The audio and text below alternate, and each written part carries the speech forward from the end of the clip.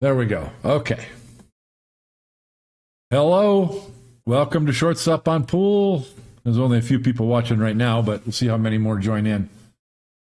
And say hello to my guest, Little Chris. Why don't you say something, see if your microphone's working.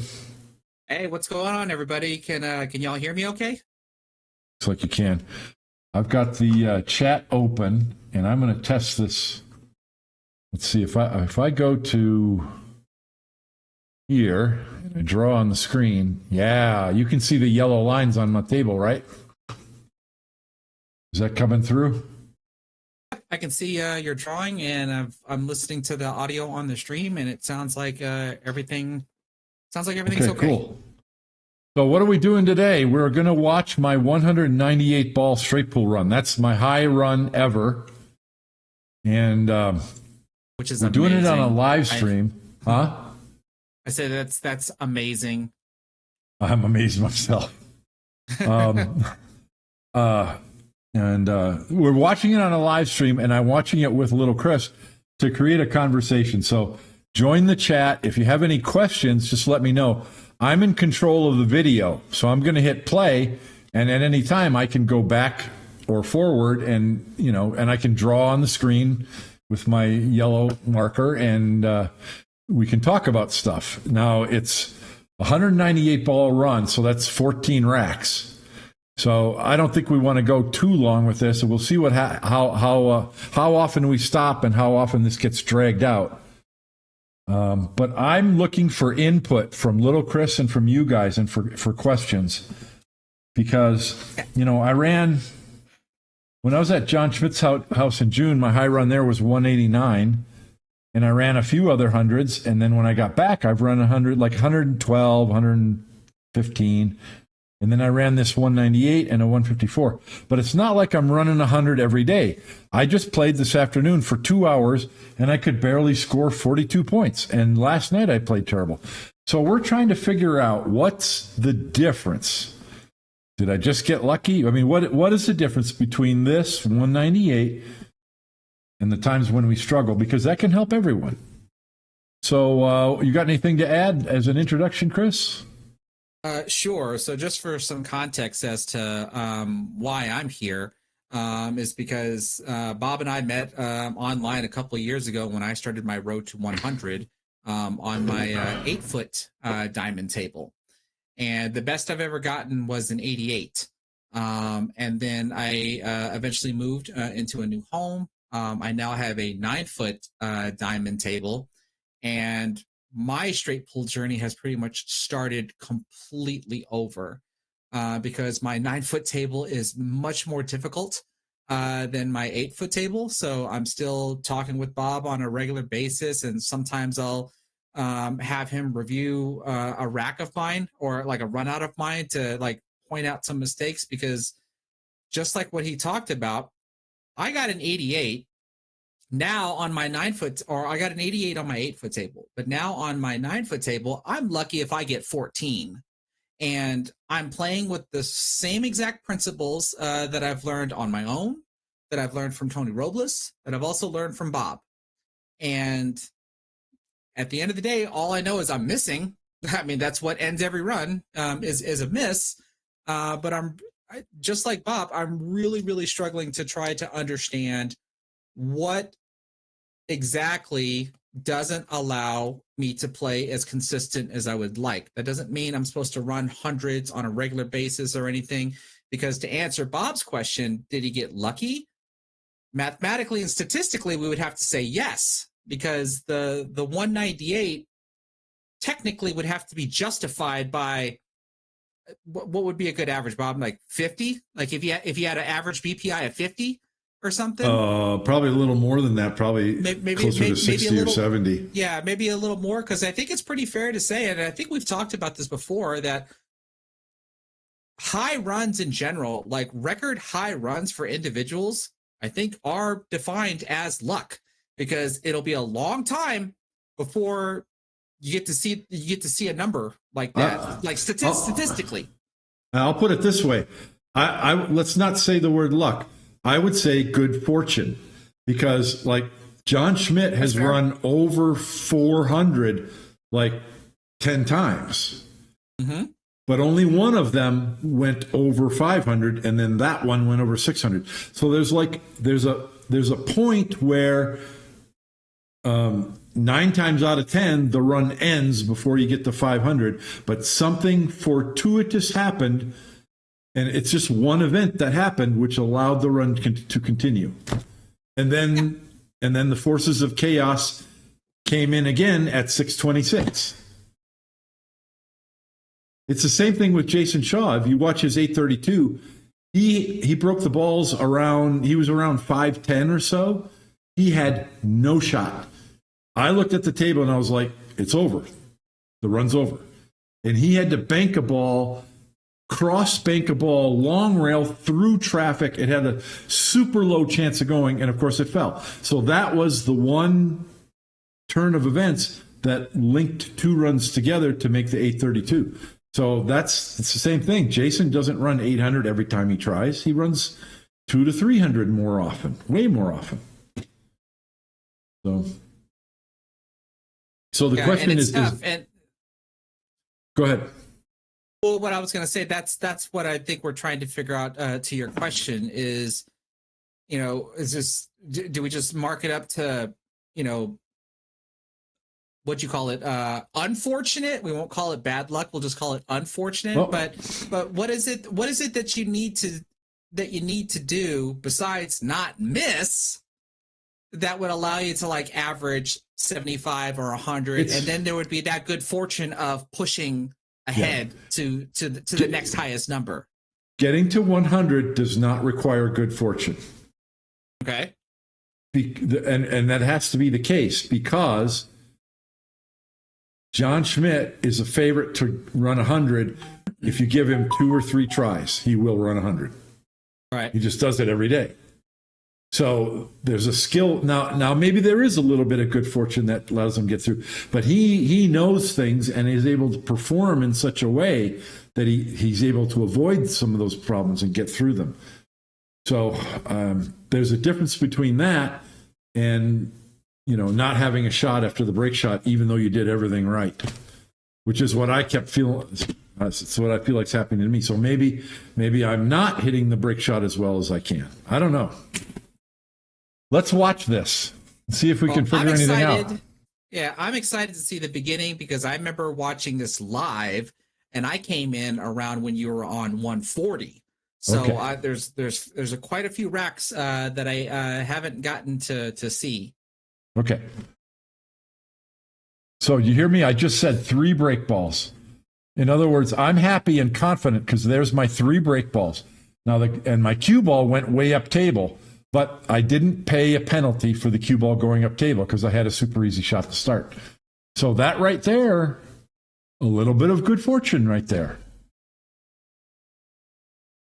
And I don't have any problem balls. Yeah, I'm looking to see if the 5 ball goes. Can you pause and go back? Because I've heard you say this multiple times. Before about go all the way back to your break actually. Because yeah. is this good fortune? Because technically speaking, everything you're doing is expected, with exception that the cue ball just rolls a little too far. There are some balls that come out of the rack with the way that you specifically break that end up practically where you would want them to be. And as long as the speed of your cue ball is where it's supposed to be, then the cue ball wouldn't be as far up table. But regardless if it's that far up table or mid table, which I believe is what you're wanting, you still have your expected shots that you would want had your cue ball behaved. So can you point that out to viewers? Yeah, the key to me on this shot, as you can tell, the cue ball and the object ball are kind of parallel to the rail. And so it's not a acute angle over here. What that means is you got to hit it with some speed, because if you hit it softly, the cue ball goes this way and it might only just nick this corner ball. But if you hit it harder, then the cue ball stays on the tangent line and goes more into the rack like that. And then the top spin is going to make it hook to the rail. What you'd like to see is have it come 2 rails to center table. But my cue ball went to the side rail and up here. So that's my only dissatisfaction with the cue ball path. See the way the cue ball went straight up with the rail, off the bottom rail, instead of turning out of the corner. So if that, and I just got done watching your rack of the week video because the 10 and the 3 ball were the top corner, the top corner of the rack. And they pretty much just go over to the side rail, and depending upon power, one of them might end up by the corner pocket, which is the 3 ball, while the 10 ball went to the side rail and then came back up and set up for the side pocket. So your break is allowing you to have shots. Good point. Because if you let the cue ball go forward, then the energy's going into the 4 and it goes through the rack like this, okay? Which you don't want. So if you hit this ball or the one above it, then the energy's going that way. And that's why these 2 balls come off in this direction. And in this case, I think the 3 ball goes here to here, and the 10 ball just does this. But that's what you want. You're trying to get a shot on those balls. Watch the 10 and the 3. Yeah, the 3 went above. Sometimes the 3 ball goes right in the side pocket. Sometimes the 3 ball hits the rail below the side pocket. Now, and if the 3 ball didn't go there, I have a shot on the 13 in the side. See, I wouldn't necessarily call that break good fortune. I would probably just label it as, not your entire expectancy, really, because you're gonna either have a shot in the side pocket or in the upper left corner pocket with the way that you've shown me on how you do that break quite often, and you ended up with one of them. Okay. And then I'm marking I've got a notepad in front of me, and I'm marking down every rack of the 14. How many of them were there potential break balls right after the break shot versus having to make one later? So this one, there are 3 break balls, and I think that dramatically increases your odds of getting through the rack. Now, that was an interesting choice to go into the 14. You've got to do it with control.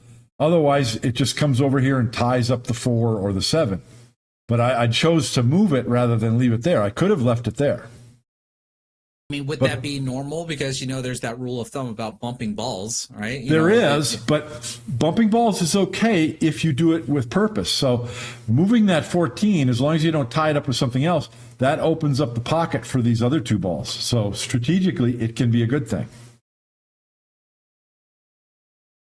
See what I just did? I just tied up the 6. Yeah, that's so that's not good. Move. Yeah, and he even said I wanted to hit it softer. Or if you hit the combination more directly, you still pocket the combination, but the 2 ball doesn't move. That's what you want. So now I'm trying to come out for the 1 to probably move the 6. And that makes the 8 ball into the break ball. But see, I had 3 potential break balls, but I'm using them if I shoot the 1. Oh, maybe I'm going to shoot the combination. Okay. So that's okay, because even a stop shot on the combination, you're going to have a shot on one of these balls here. So it's just having those. Oh, wow. And I said I had to cut it some. So now I have 2 break balls. 2 combos.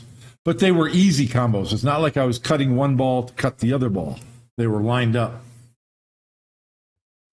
So now I have 2 break balls, and I'm trying to decide which one and what's my key ball.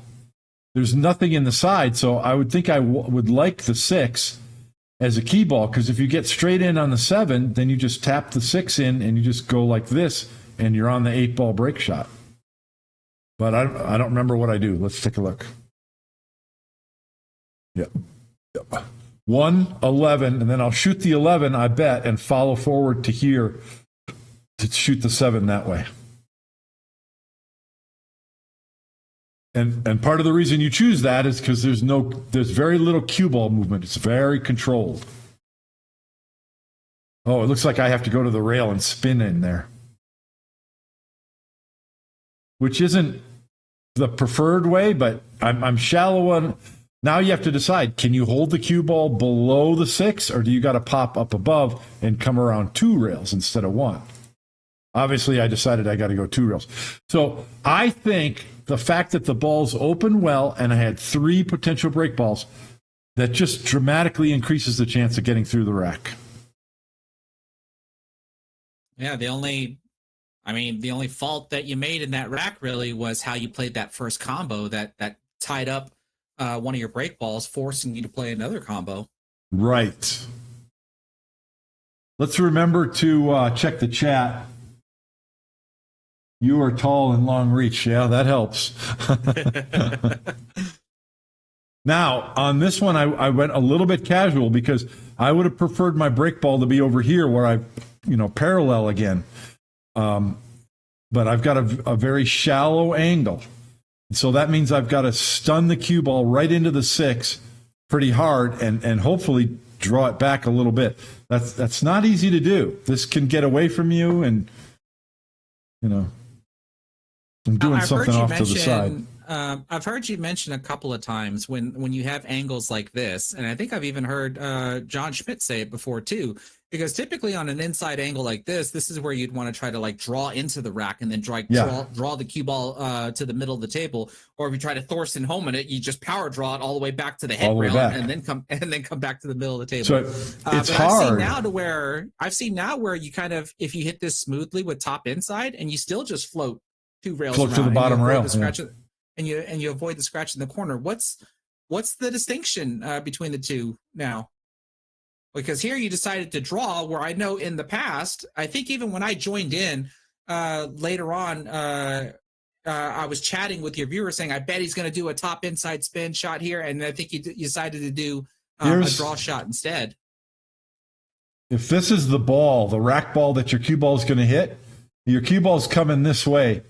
If it hits the bottom, you can probably go forward. But if it's going to hit the top, and you try to go forward, it's not going to work. It'll double kiss, or the tangent line is more into the pocket. I think that's the distinction.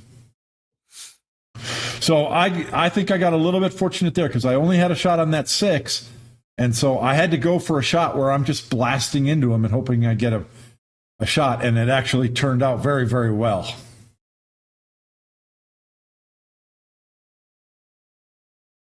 So now, once again, 3 potential break balls. And this time I've got a couple of balls above. So I bet I'm going to end up shooting the 11 or the 12 as the break ball, and one of those is the key ball. But let's see. Well, you definitely have to get that 4 ball out of there so that way your 12 ball is makeable. Exactly. And I'm not against getting position like on the 2 so that I can shoot the 13 in the side, which is a really delicate shot. You got to land perfect on that ball or you can't shoot it. Kind of like what you did here. Yeah. You could, it looks like you could bump into the 4 now, and then I think that's the 3 ball is a good insurance ball. Yeah. If I've got the right angle, that's not bad. We don't have the overhead camera, so it's hard to tell. See, and you don't want to draw back for the 13 because if you don't get it, I mean, what are you gonna shoot? You're gonna have nothing. Right. So you can't risk the whole rack trying to get some weird, delicate position. You got to keep the cue ball in the open where you have easy shots. So I'm not sure what I'm doing here. Let's see. Oh, there we go. So I tried to move the 4 ball out of the way. That's good thinking. At least I'm thinking.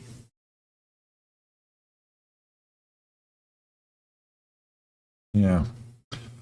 So you might want to come here and get position on this 4, but your cue ball is going to go this way. So you got to have a specific ball to play position from, or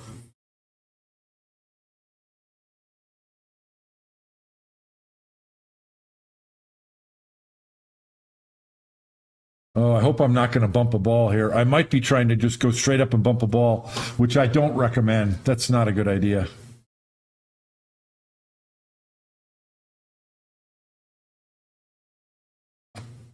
Okay, so that's good fortune. I got lucky. Now, well, if I hit it directly, then the cue ball stops here and I have the shot on the 13. But this is what I did was smart. I got short side position on the 12. So now I can keep my cue ball over here where these balls are. See? So I don't have to make my cue ball travel a lot. What I'm seeing is I'm thinking a lot better. You've got to have your mind's constantly working. If you're playing good straight pool, you're thinking about all these things.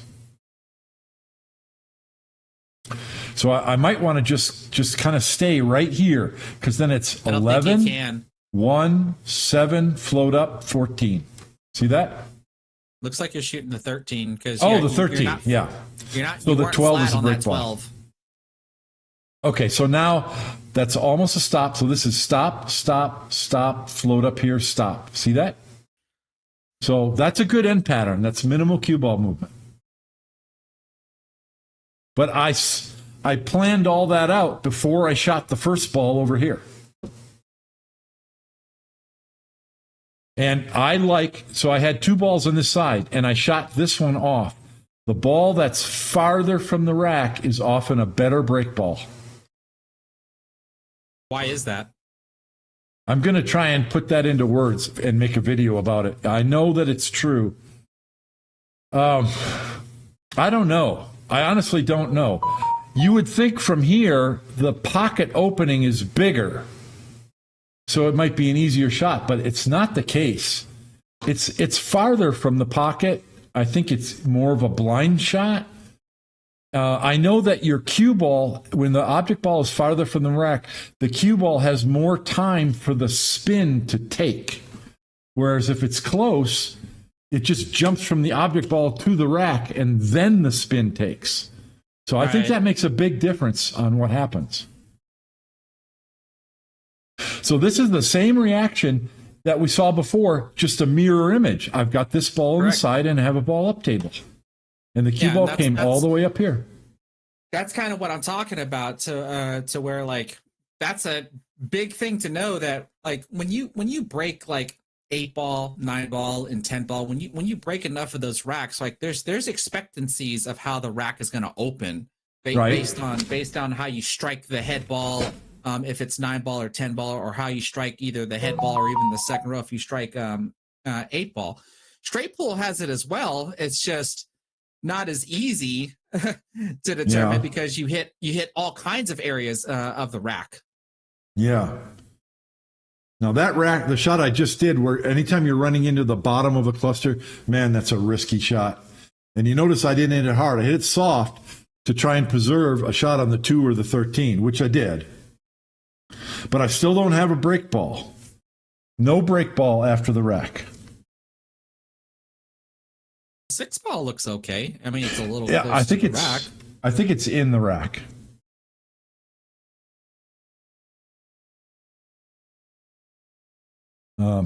I might want to come over here to shoot one of these balls and then bump the 6 over. Yeah, that's what I'm doing right now. See that? So that was on my mind, and I can shoot the 14 and bump the 15 into the 6. The problem is I could tie things up here. Excuse me. So I might not bump this. I don't know. I don't remember what I do. No, I went ahead and bumped it. So now the 6 is a break ball, but I created traffic that I got to navigate now. So I think the shot is the 10 and just slide over here for the 4, because then you can get a shot on the 6 and go this way, or you can play a stop shot on the 4 and then cut the 15 over here. So that's what I'm doing. I'm playing position for the 4 right now, I think. Yeah. So a stop shot on the 4, you can shoot the 15, because you got to clear out your break ball. So here's something that might be one of my problems. Okay. Why didn't you go to the 10? The 10 is in a good position to be useful in the end of the rack. So unless it has a specific purpose now to get on a ball, you want to leave it because it's above your break ball. You might shoot the 15 in the side and then have this angle on the 10 and draw your cue ball over here to get on your break shot. It's in a useful position. That's the answer. So now I still got to get that 15 out of there. So now I'm going to the 5. Well, actually, I could shoot the 1 now. No, I came too far. So now I don't know. I don't know what I'm doing.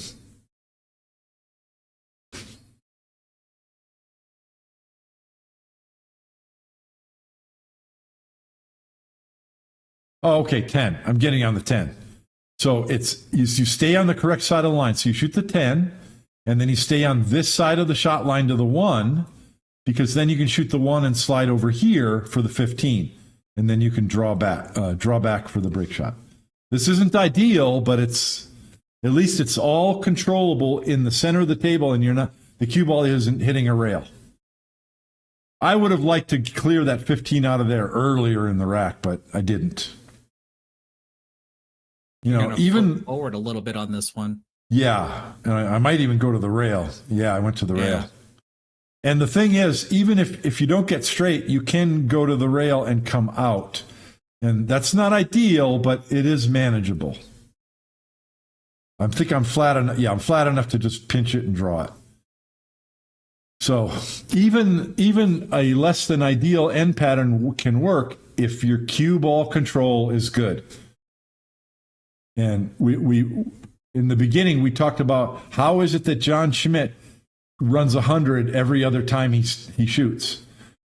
And my short answer to that is cue ball control. He gets that cue ball where it needs to be, and I think that's part of the reason why I have trouble with racks and fail to get through some racks. I've already lost track. Is that 28 or 42? I'm on 42 right now. You noticed on that shot, I had left English. I was trying to come off the rack and come around, but I hit it too soft. I like the speed that I hit it, though, because all the balls are down table. And you saw me count it off. 1, 2, 3 break balls. So anytime I break the balls and I have 3 break balls, I feel really good. I feel like I've got this. I'm going to get it. Yeah, so you notice a lot of players on that shot right there would have tried to open these balls. But all you're doing is pushing balls over and tying things up and ruining your break balls. You got to find a delicate way to just nudge them open and move them into position.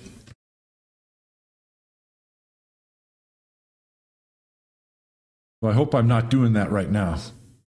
Right, yeah, that's the way to go. See, now I can shoot the 10 and just tap these and have the 1 next. And I'm not going to be creating any additional trouble. I might not have the angle on the 10, but it's possible.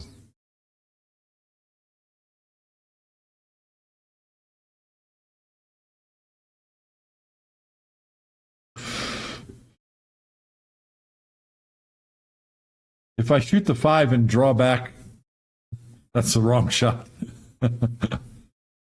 Oh, okay. So what I was just trying to figure out is how to open those. So I'm going to go forward and I'm going to get an angle like this on the 14 so I can run into these.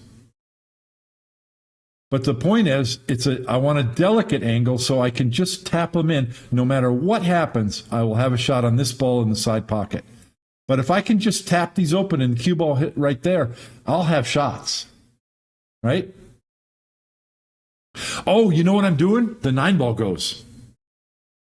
I was wondering about that. Yeah, so now I'm going to use the 9 to tap these open. So it's just, rather than running into them early, you just maneuver around.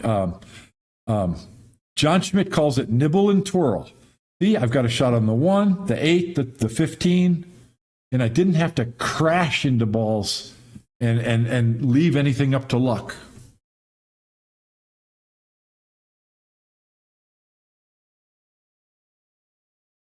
And I still have 2 of the 3 break balls from the initial break shot.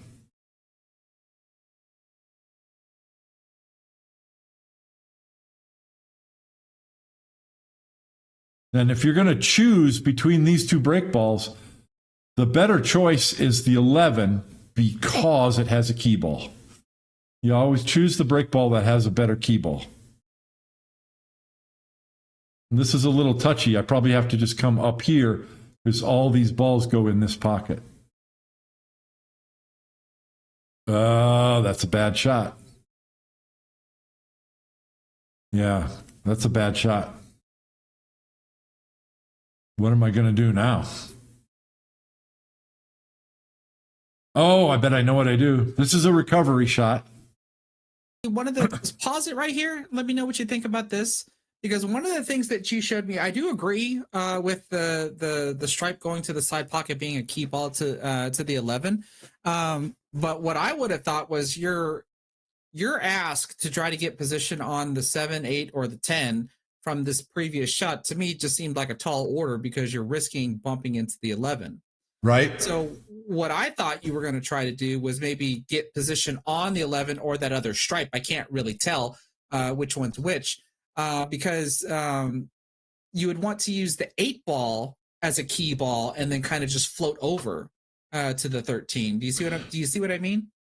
So if you're going to shoot the 1 from here, where would you go with the cue ball?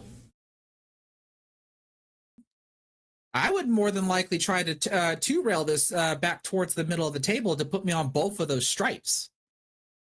No, like that? I think the other way. Okay, because so you want to load it up with inside and go like that? Yeah. Okay. Because you're on the 11 and you're also on that other stripe. I can't tell which one it actually is. And then you're kind of in a position where you kind of just do a bunch of stop shots. Yeah, I think you can shoot the 13, maybe draw back a little. Then you can shoot the 10 and come up here and you have 2 balls to shoot this way. Yeah. Okay. That's another alternative as well. Yeah, okay. Okay. I see it. I think that's better because the way I did it, if you don't come up here just right, you've entirely lost your pattern. And I could have hit that bad where my cue ball comes up here and just freezes right behind the 11, or comes up here and freezes behind the 10. As it is, I've got a tough shot because I think what I have to do is cut this ball in and go 3 rails like this to get on the 13. Oh, wow. And that's absolutely a recovery shot. That's not what you want to be doing. Oh, man, I almost scratched. So now it's straightforward, but that was definitely a recovery shot.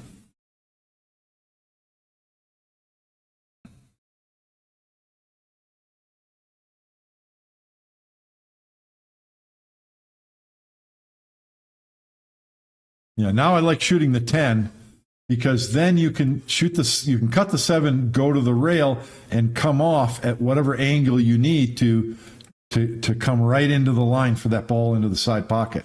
So that's what I'm looking at right there. If my cue ball hits this point and comes off, I'm coming right at the 15. In other words, you don't want to shoot the 7 and try to stun the cue ball straight up this way. Because now you got to get the speed control right. That's position 101. You go to the rail and go into your shot line. So that's 56. Is that correct? Yeah. So far, 3 out of 4, I had more than one break ball option right after the break shot. 3 out of 4. Are you watching the chat, Chris? I'm glancing at it every now and again. Okay.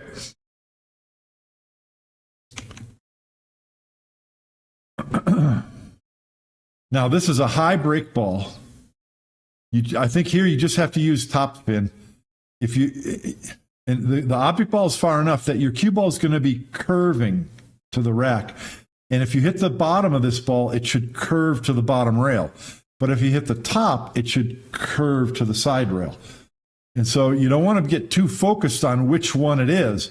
Just put a good follow stroke with lots of top spin. And that's what I did. And the cue ball didn't even get to the rail, but you saw it hit the top ball and it just kind of killed the speed and it just kind of went like that off the top. So, boy, I don't have a good shot here. Oh, I got the 4. Okay. Now I'm going to mark this one down. This is number 4. I have break balls. So I've got the 15, and then either one of these could be a break ball as well, as far as side of the rack. And as long as we're talking about that, this 10 ball is also a break ball below the rack, although it looks like I'm probably going to shoot it right now. And I'm not opposed to running into the one. Oh, okay. All right. I think I might be leaving this ball and this one. Yeah. I'm playing position for this combination right now because it's straight in. So you tap in the 6, you come over here and get rid of that.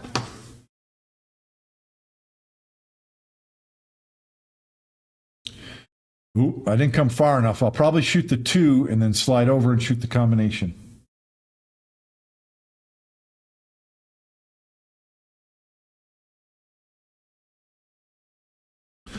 But you notice we're leaving potential break balls, and we're clearing the outside. We're leaving the balls in the center. Work outside in. Now the danger here is that the 13 comes over here and ties up the 7. I hope I have a plan for that. You just stun into the 7? Yeah. Yep, that's what I did. So this isn't ideal. It would have been nice if I hit the top of the 7 and went this way, but I didn't. Now this 13 is in a great break ball position, but I have no other shot. I have to shoot the 13.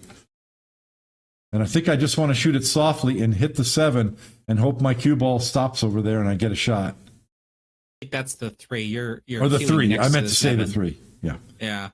So I moved this ball, which is good, but I tied up these two. So this is not ideal, but I got lucky in that I could shoot this, open up this, and play position on the 3, all in one shot.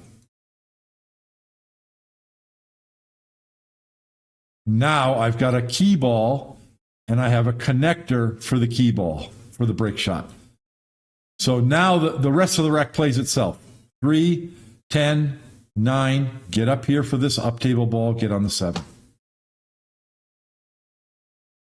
That's the kind of end pattern that most players should be able to see almost automatically.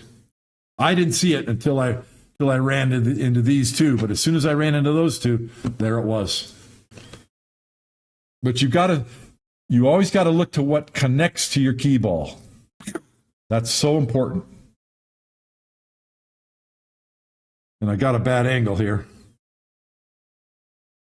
I want to get my cue ball on this side of the shot line for the 8, but I might not be able to.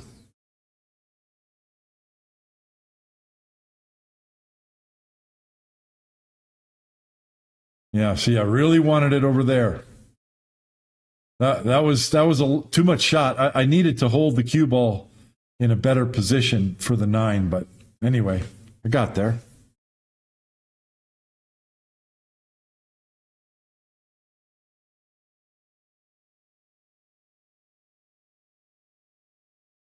Ooh, I overcooked that. Wow, I hit that way too hard. Jeez, I hit that way too hard. You have to go back and forth on this one. I think so. So this is a missable shot. But the run will end here if you don't hit this really good. So my desire to get on this side of the 8 ball, I think I made that really hard, because even if your cue ball, if the 8 ball's here and your cue ball stops here, you can follow forward with inside. You don't have to get close to the 7. As long as you have a shallow angle, you can hold the cue ball here. And I would rather shoot that all day long than the 7 ball that I did shoot. And as a matter of fact, even if your cue ball stops here, you can cut the 8 in and go 2 rails short side position on that 7 ball. Then you have a stop shot and you're on your key ball. And that's preferable probably to what I did. All right. This is almost the same break shot. You don't have to think about much here. Just cut that ball and make sure you need to hit it firm, but you got to make sure you get some top spin. That cue ball's got to be spinning forward to have a good result. See how it backed up and went around the top and went forward? Yeah, and it's interesting when you do that. The top 2 corner balls don't react the same way. Right. They went straight to the side rail when you did that. Yeah. I'll point that out. I'll go back. Yep, absolutely. And so that's the deal. When you hit the 2 or the 5, then the 10 or the 7 go in this general direction. But if you hit the corner ball or either corner ball, the 3 or the 14, then those 2 balls do not go in front of the side. That's why these 2 balls will go straight to this rail and stop there.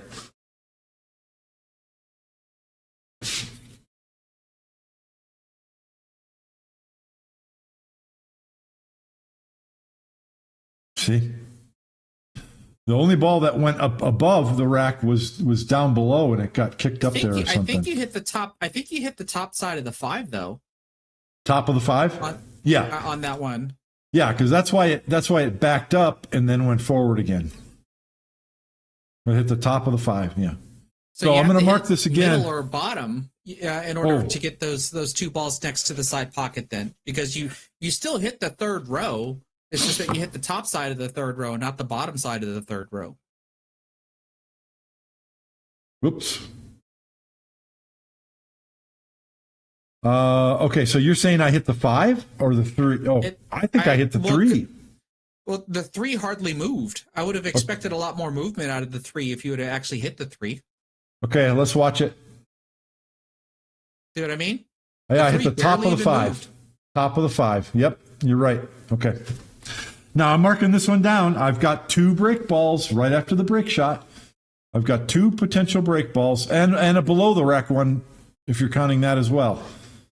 This is really touchy right here, this 6 ball. I don't know if it goes inside or not. I don't remember how I deal with it. But obviously, you saw me pointing at it. I'm thinking about it. And I can't run into it this way because the scratch is on. Generally, you're looking for a ball over here to carom off the 6 into the side pocket. And I think I'm going into the 10 here. Oh, well, 10 or the 7. Now I remember what I do with this. Now I remember. See, I want to deal with this right now because I know I can get the cue ball over here for the 2 or down here for the 14. I've got the perfect angle just to draw straight back and move the 6. And coming from that angle, I'm not going to scratch. So if I don't get a shot on the 6, I will have a shot on the 7. Why are you smiling? I just still thought that was super risky. I thought you were going to maybe stop the cue ball or something and then play the 6. Oh, no, I don't want to do that. I thought it was very controllable. I didn't think that was risky at all. Now I need to pop off far enough so that I'm not back cutting the 7. Or maybe I want to back cut it. I'm probably coming over for the 2. And the reason is a stop shot on the 2, both of these balls are open. So I've got a break ball. One of these 2 could be a key ball to come out for the break ball. So I just need to clear these other balls with control without running into anything. So I'm just trying to get straight in on that 2. You know, it's not the end of the world to shoot to. You have a stop shot here, and then a stop shot on the 8 in the corner. And then you can shoot the 12 next. And that way you're clearing things out. Okay, obviously I'm taking a different route. Now you can see there's a stop shot here and then a stop shot back that way and then this way. So you're kind of getting your cue ball into the cabbage patch. This is what John Schmidt calls leapfrogging. Your cue ball just kind of hops from one position to the next, just a short distance, and you're on the next ball.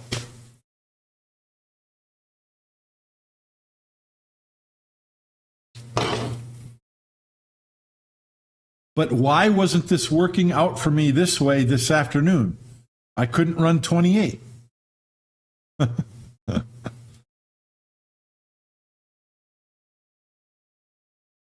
I believe that what I want to do now is clear the 13 and use the 14 as the key ball. So what I'm doing, I'm going to break with the 2. Okay, I'm breaking with the 2. But the 14 is the key ball. So that's short side position as well. And it keeps the cue ball right in the pack of balls where I'm just leapfrogging from shot to shot to shot. However you have to do it, so you have almost all straight stop shots. So now it's 3 ball and then the 13 in the side. Then I have a stop shot on the 11 and I can stay high on the 14 and just come right up here and I'm on my break shot. So 13-11. Yeah, 13-11. So there's more than one way to do it, but the principle is the same. You're just leapfrogging from one to the next to the next. Your cue ball's never in trouble, never bumps another ball, and you never shoot a hard shot. In theory, that's how it works in theory. But it's all about that cue ball control.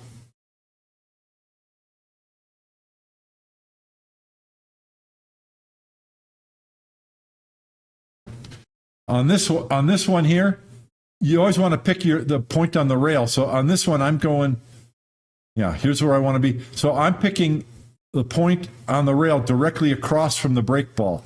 Because if I hit angle in, angle out, see that? So I'm never going to cross this shot line. I'm always going to have an angle. I think John Schmidt likes to calls that it's self-correcting. Self-correcting, yeah. Yeah, your cue ball is going to have right spin, so it's always the angle off the second rail is wide. So you're always going to be coming up this way. You're never going to come across.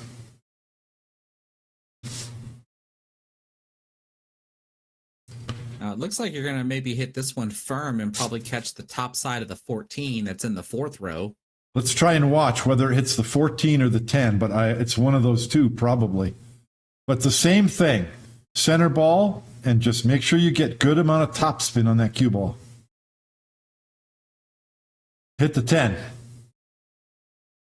Was it the top side of the 10? I think it hit the top side of the 10, backed up and went forward. So I'm a little bit unfortunate that I don't have a better shot because all the balls are separated. There's no clusters where they're touching or close together. But I've got to cut the 8, and I don't know where the cue ball's going. Just make the ball. But I am marking this down. Oh, and I ruined the break shot. I did have a break shot, but I still have a break shot. So I think that really lends itself to it increases the odds of getting through the rack, because if this ball wasn't there, I just bumped the 6 out of the way and now I don't have a break shot. But because this stripe is here, I have much less work to do. I think that's one of the keys to success. From here, you've got to recognize that this ball in the side, you get position up here, that's your key ball to get on the 3. Yeah. And then from the 3, you can go over to the 5. That'll get you on the 10. And then maybe the 10 gets you back onto the 6. Yep. And then allows you to come back down table. Right. So when you shoot that 3, you make sure you get a good angle. You want at least 15 degrees like this so that you don't have to hit it hard to get the cue ball to come across. Oh, I'm surprised you just didn't get a little flat and go up. So that way you can shoot the 5 in the side. Okay. And roll forward Yeah. for the 10. I don't see anything wrong with that. As long as your cue ball control is good, that's fine. So, because I would think rolling the cue ball is a lot easier than like spinning the cue ball. It is. You did it great, so. Well, I've been told that I stun the cue ball too much. I use too much draw and stun it too much, and it's hard to change your mindset. I'm trying to. But it just comes naturally to me. And, yeah. So if you look at this, honestly, this is a good key ball for this break shot, but the 6 ball is a good K2 because it's right there. See that? Yeah, but you're gonna end up. But I have to shoot it. I have to use it. Yeah. So this is not a great K2 for this ball. I'm going to try to guess this, but I'm willing to bet it's going to be 6 in the corner. I think that's the 4 ball. That's going to go to the side pocket. Your 11 ball is going to go to the bottom right corner pocket. You're going to follow forward to take the 7 in the bottom left where you just shot the 6, and then you're going to use the 9 to probably go one rail over to the side rail and back across. Just a guess. I like that. You know what else I could do? If I feel froggy, I might bump the 11 over into break ball position right now. But I didn't. All right, so that's a little different. Yeah, it is. I think I want to use the 11 as the key ball. Oh, you have the opportunity to kind of bump the 12 just a touch higher, it looks like. And you would shoot the 9 next. I doubt you're going to risk that, though. No, I'm not going to risk that. So I'm using the 9. Oh, I'm breaking the rack with the 9. I'm breaking below the rack. I'm breaking with the 9. Oh, okay. And this is a cousin to that idea. You always choose the break ball that has a better key ball. In this case, the pattern to the 9 was more certain than the pattern to the 12. If I was shooting the same layout today, this afternoon, I would have tried to break the rack with the 12. Yeah. So I don't know. Dig Nomad in the chat. Yeah, I've sported this beard now for probably going on maybe two years or so. It's hard to recognize me from my older videos. Sure, like when I first started YouTube. Lumberjack. How do you like your new job? Your job in the forestry department, Chris? Now, is this left or right English?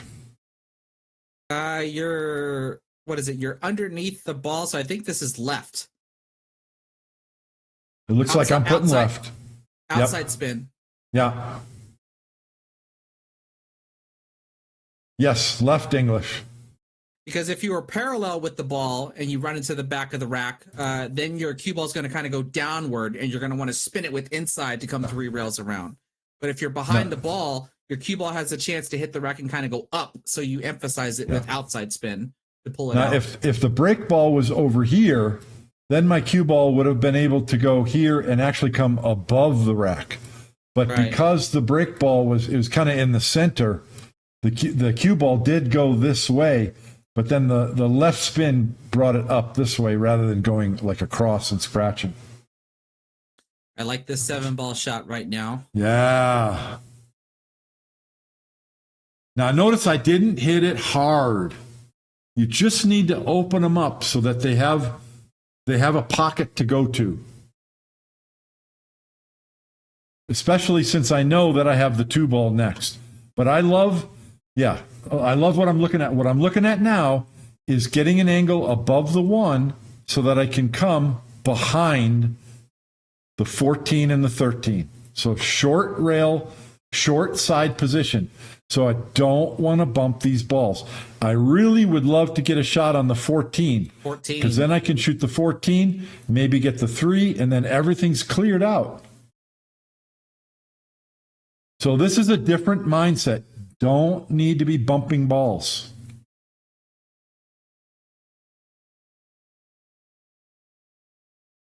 Now here I might bump the 8 to create another break ball, but I don't have to. No, I'm just going to shoot the 3 next. Oh, well, now I'm not going to shoot the 3. Unless if the 8 goes, but I don't think it does. Well, that's why, it doesn't look like you can play a stop shot. No. You are set up for a small pattern that allows you to use the 8 as a K2 and maybe the 3 as a key ball. It's a little risky.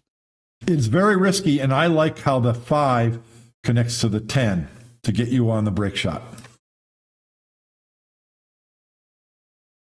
But I did leave a problem for myself here.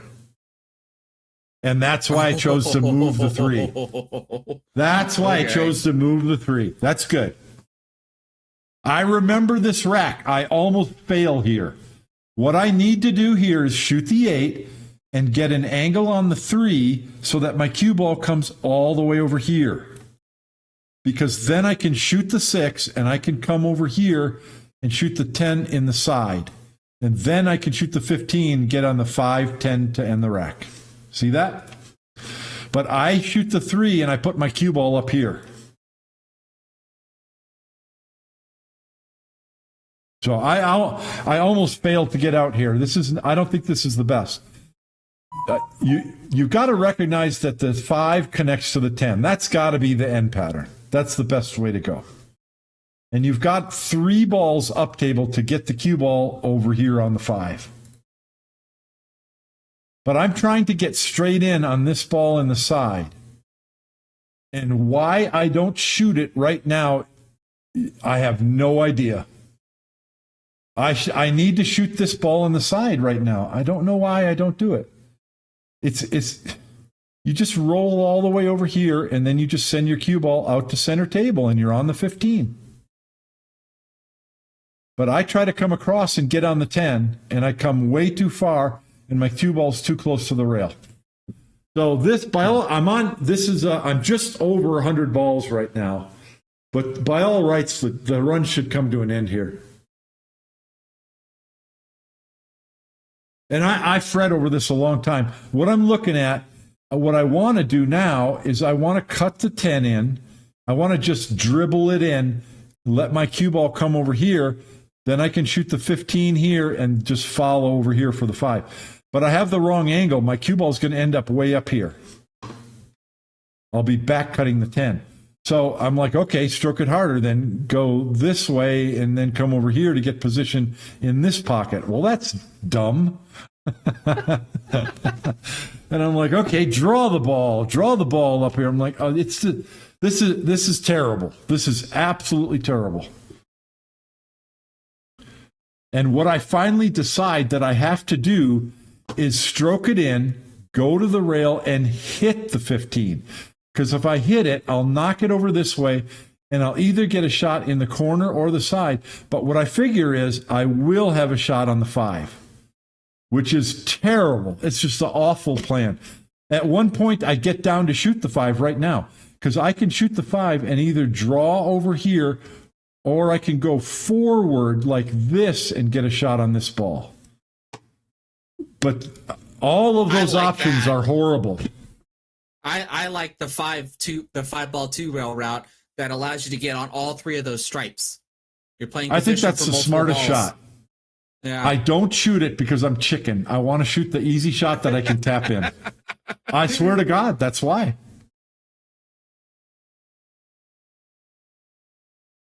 And I think about it a lot, and I'm complaining and griping. But all of this was caused by when I shot the 3 ball, I'm supposed to draw my cue ball over here, because I'll have a shot either on the 6 or on this ball.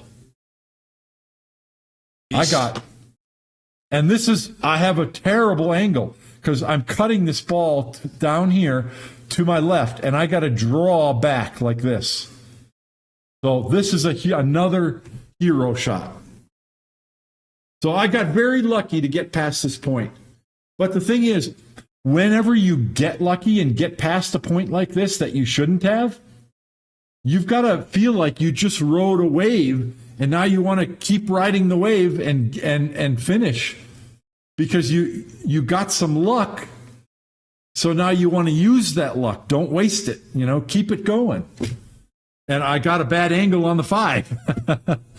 So now I can either just dribble it in softly, try to come over here and get an angle on the 10, or I can stroke it in and just kind of come straight across, because then I'll have a shot in this ball in the side from the other side. But all of this trouble was caused by that one little decision error. And here I have too much angle. So now I either got to pinch it in and accept a longer than normal break shot, or try and go to the headrail hard and come back, which can go wrong as well.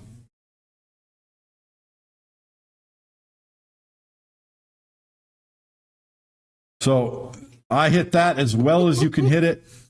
Oftentimes you hit that shot and you have too much English and your cue ball comes way over here and you have a terrible break shot.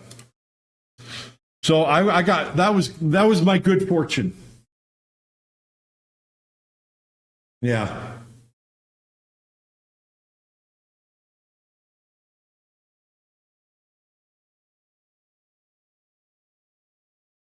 It seems like you were recalling when you were straight in on that ball that's what you should have taken. Yep. That's what I'm doing.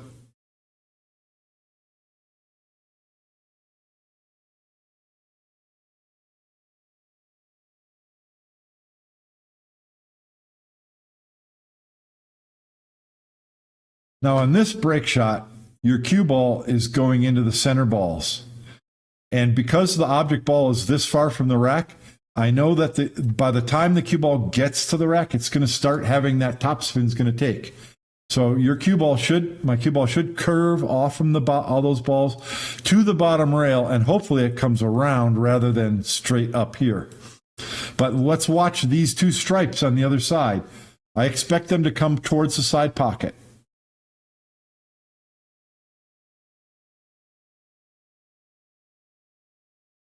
Yep. Yeah, that time And you the did. three. And the three ball. Now look at my shots. It's those three balls are my shot. And my cue ball came straight up. It didn't come out of the corner, but I'm okay because of these balls. You're not hitting it with a twist of inside, but why bother? No. Yeah. So shooting this, I'll have a shot on the 15 in the side or the 12 down there. Or I could shoot the 6 ball. A lot of times I like cutting the 6 and running into these, but that's a reckless shot. It's not probably not warranted. By the way, I do not have a break shot. So I'm going to have to manufacture a break ball or use the 14 below the rack as a break ball. So I'm playing position right over here so I can shoot this ball next. Oh, no, I came too far. Okay, never mind. If I run into these, that's the wrong thing to do. Yeah, that's the wrong thing to do. See, I could have gotten that cue ball could have come right over here where I had no shot. That's the wrong shot, what I just did. But I made a brick ball, so I'm probably happy with myself. And now I can leapfrog these balls. All three of these balls go here. And I don't have a good key ball, but I'll get there. So, but when you just said now I can leapfrog, well, now you can leapfrog from a bad shot, or was it actually an okay shot? I'm still going to call it a bad shot. Let's go look. Let's take a look at it. Okay. I think running into them is a bad shot. Well, I think you were trying to hit the 2. I don't think probably. I don't think you actually hit the ball that you were intending on. All right. Let's look. First of all, doing this isn't bad in the sense that you should have a shot at this 11 ball. That's your insurance ball. But it can go wrong and you get hooked. It's happened to me a million times. But that's the reason why you hit it softly. The other reason why it's good is you have a very high chance of knocking a ball over here or hitting this 13 up and creating a break ball. So those are the two things that this shot has going for it. Okay? I don't like it. I think what John Schmidt might have done is you cut the 6 with inside English and you come up here, or when you play this ball in the side, you get straight in on this, because then you can get position right here and you can shoot the 8, bump the 10 into break ball position, and you have a shot on the 7 back that way.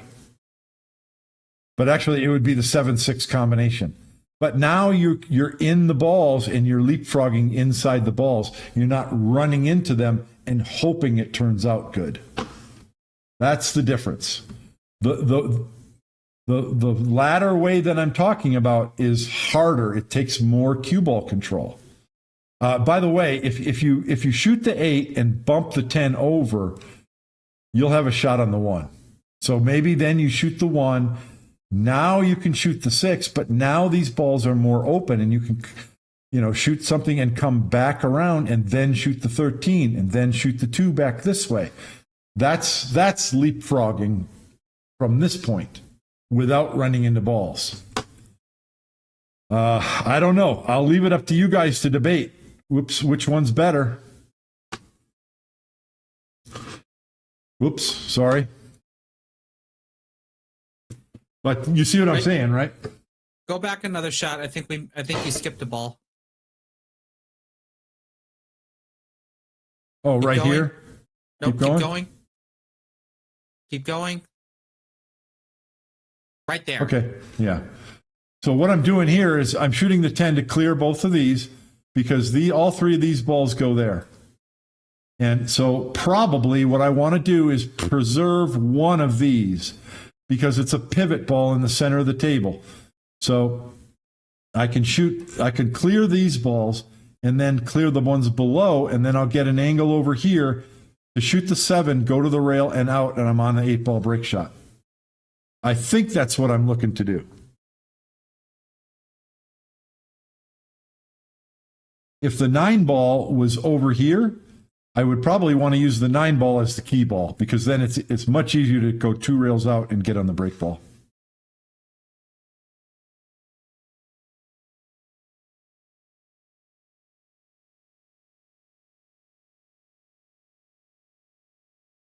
That 7 is perfect for a pivot ball because it's right across from this ball. So any angle that you get over here on that 7, you can just go to the rail and come out and you're on your break shot.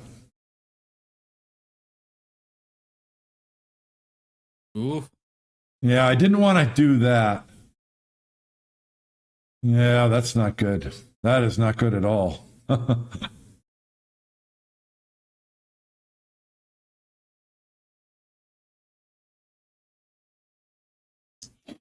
Gosh, I might have to shoot the 7 now. If I shoot the 7, then the 9 becomes the break ball. You want to get an angle like this where your cue ball just goes straight off the bottom rail like that, and you're on your break shot. So this is a recovery pattern. And this only works if the 2 ball goes past the 11. So I don't know what I'm doing. I think you're about to set up for a combo. Wow, I am. This is wow. What the heck?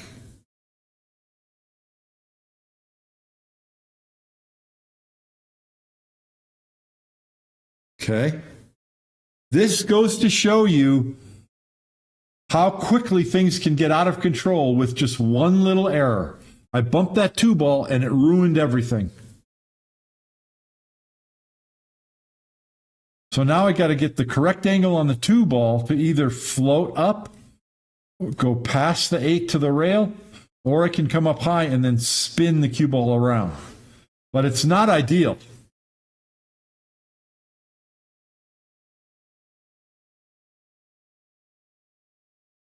I'm probably just going to stun it up. No rail with the cue ball here. First, I'm doing my Johnny Archer impersonation. What's the ball count? I've lost track again. It's 112 was the beginning of this rack, so it will be 126 when I make the 2 ball. Sheesh. Oh, I think I'm going to the rail. That's the better way to do it because you can control the speed and the distance. Man, Much better to go to the rail. Huh? Rolling the ball versus stunning the ball. Versus stunning. Yeah, much more controllable. All right, so 2 out of 8 racks, 1, 2, 3, 4, 5, yeah. 2 out of 8 racks, I had to make a break ball. The other 6, I had break ball options from the break shot. I think it's huge. Here's another one. Now I have, huh? Are you going to go forward on this one? Absolutely. I've got an outside angle, but still, the harder you hit it, the fuller you hit the 7 ball. So I'm aiming a little bit lower than that. Oh boy. Yeah, I could have scratched there real easily. Ooh, yeah, that wasn't that good. And I've got to shoot a combination, so definitely not a good break shot. And I've got a big cluster in the center of the table, no break ball, and I've got to shoot a combination to start that's very missable. So, yeah, not a good break shot.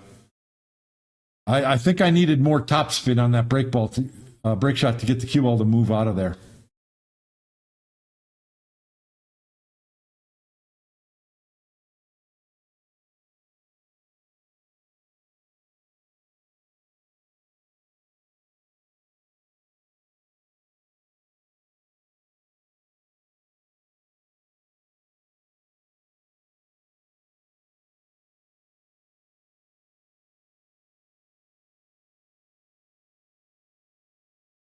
I'm getting a lot better at my combinations, but I still hate them with a passion.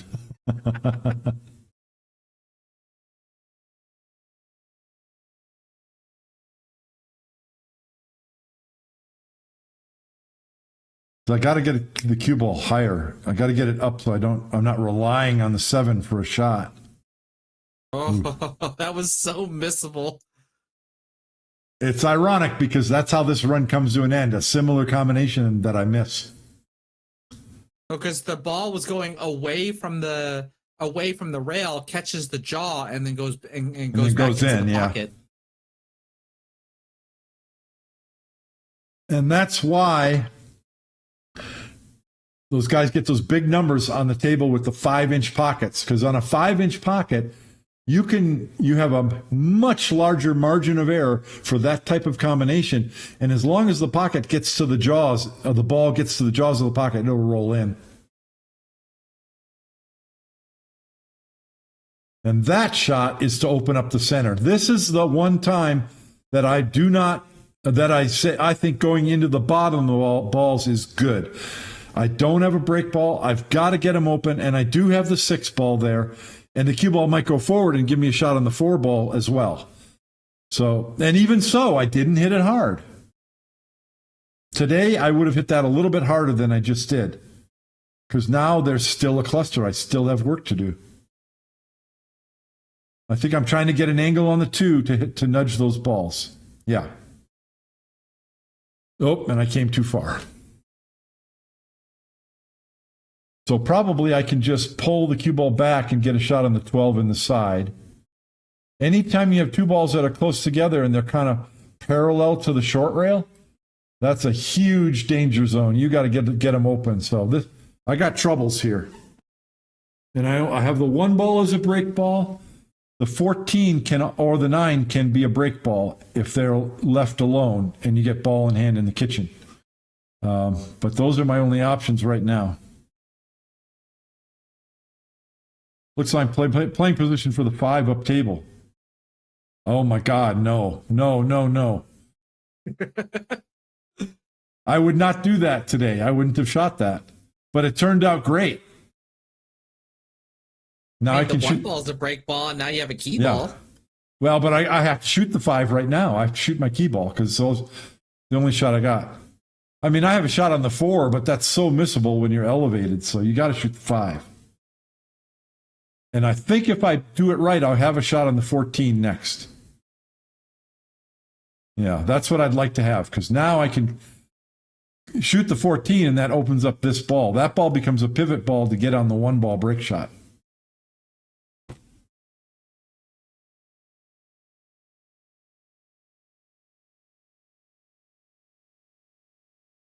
So now I can draw back for that 4. Nope. Okay, well, never mind.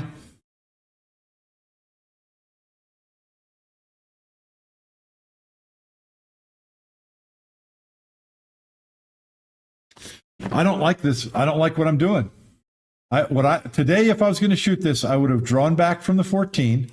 So I have an inside the 4. From the 4, I can come like this, and I'll have a shot on all 3 of these balls in the corner. And I'll clear these. That ball was right here. Then I'll get a shot on this stripe, and I can get the cue ball off the rail to here. That's a pivot ball. You just cut it in, go to the rail and out, and you're on your break shot. I think that's a better pattern. Oh, 1 rail. That's fine. 1 rail up there is good too. Except now I don't have a good angle on I can't shoot the 9.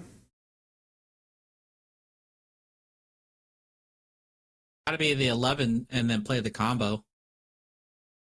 Or shoot the 11 and bump into them. Yeah, this isn't ideal.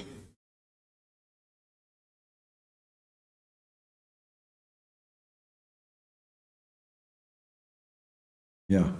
I knew I would have a shot on the lower stripe or this other ball in the side pocket if it didn't go. I think I messed this up as well. In my opinion, the best key ball from here is the 9. You want your cue ball here so that when you cut the 9, you're just sliding your cue ball probably to the rail and off to get the right angle on the break shot. I think that'd be the best way to go.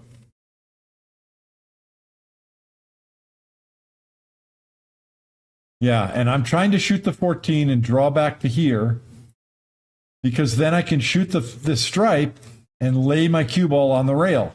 That's what I was trying to do. So, and I screwed it up.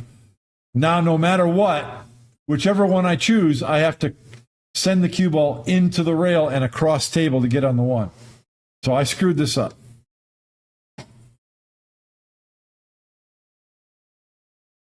The other option, believe it or not, is to shoot this stripe and draw back here. Then you cut the 9 in the side and you just try and play your speed control across. But this is, I screwed up. This is not what I wanted.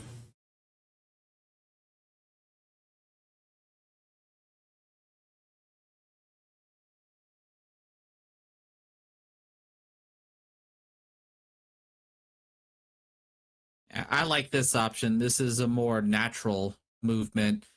Okay.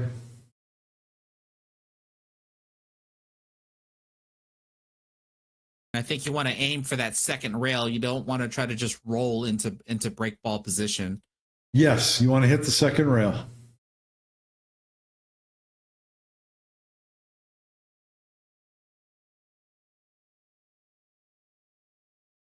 Nicely done. Huh. I messed it up twice, and I still came out smelling like a rose. That's the thing about straight pool. Every 14th shot, it's a brand new day. So it doesn't matter how the last wreck went. It's a new day, and you get to start over. This break ball is a long distance from the rack. It's over a diamond from the rack. So your cue ball will curve forward. And because of that, it's going to easily jump off the side of the rack to the bottom rail. So a lot of topspin. Make sure you get topspin on this. Watch the 2 and the 9. Oh, wow. I hit it full. I hit the top of it. Which ball did you hit? Let's look. I think what happened was, oh, yeah. I'll play the it. top of the 13. Yeah, I hit the top of the 13. If I hit the side of the 13, then the cue ball goes this way, and then both of these balls go that way. But I hit the top of it, so only the 9 ball came out. And that has to do, the harder you hit it, the longer the cue ball stays on the tangent line. So if I hit it a little softer, a little smoother, and got more topspin, then the cue ball has more time to curve. Well, there's something for you to remember then, because now you know now, or we've seen it now, that anytime you hit the top side of the third row, yeah, your two expected balls aren't lining up. If you go below that, then you're okay. Exactly. All right, I'm going to mark this one down as a break ball because I do have one break ball, that 13, which I'm shooting. You're about to shoot. And then this one could be a break ball as well.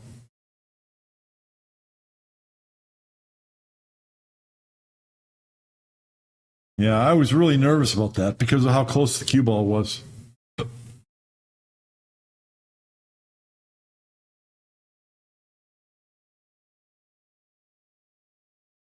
think you have to shoot the 4. Yeah. You can shoot the 10 up table. That'll allow you to go over to the side rail for, I think that's your 12 laying on the rail. Yep. I'm going to be curious how I deal with these balls, though, because I'd like to see me do it in a non-reckless fashion. But I'm not holding my breath.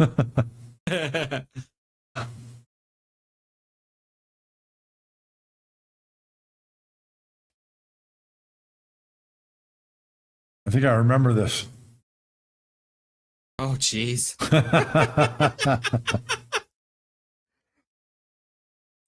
I think I've got an angle on this. Is a straightforward combination, and it allows me to bump the 8.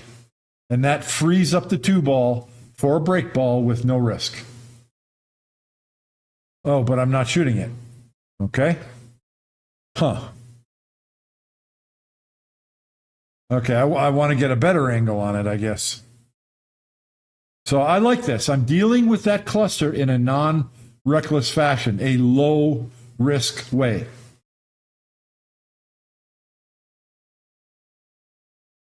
Now the 2 ball has to be the break ball, unless if 9 something ball's gets the key bumped. ball. 9 ball's got to be the key ball. So, I'll need to get rid of this ball that's on the rail. Well, that was terrible. Now I got another ball. I'm lucky they didn't tie up. But one of these balls has got to be the key ball, because you can just go like this and get straight in on the 9 in the side. So I'm probably drawing back for that combo. Nope. No, you're okay. taking the 3 out. Oh, I like that because the 3 is kind of tied up, so it's good. You're probably going to take the 5 next. Okay. Well, I got to shoot these balls from this side. So I've got to come up here to get this combination now. Or come up for the 7. Yeah, the 7, and then come up for the combination. It's not ideal. I would have liked to see me come over and get this combination earlier.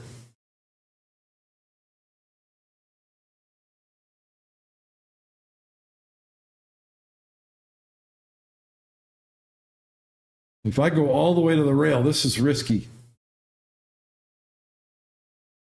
Yeah, okay.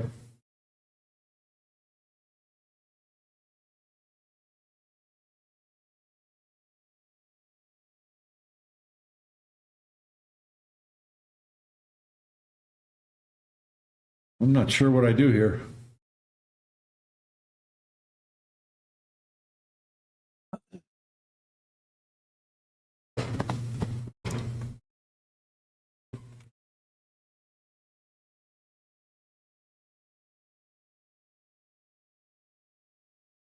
Not so serious asked what size are the pockets. They're 4.5-inch pockets. Now that's called a sacrifice. I decided that I'll get on my break ball. I don't need that perfect key ball. That ball had a better purpose. This reduces the risk. And by the way, I can break the rack with the 8 ball too. I don't have to break with the 2. So these are the decisions you got to make sometimes to keep the rack going. Don't get married to that key ball, or don't get married to a break ball. You got to shoot the route that has the lowest risk, that has balls that lead naturally one to the next. So I approve of that decision to shoot that 9 in the side.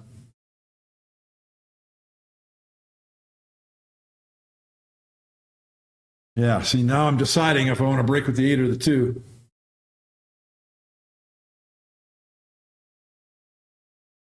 I think I got to shoot the 4 ball and go forward out here, because from out here you still can break with either ball depending on what angle you get. Yeah, that's the way to do it. So now I can either draw up here and use the 2 ball as the key ball, or I can play a stop shot, shoot the 8, and come around the 2 ball break ball. So I can go either way.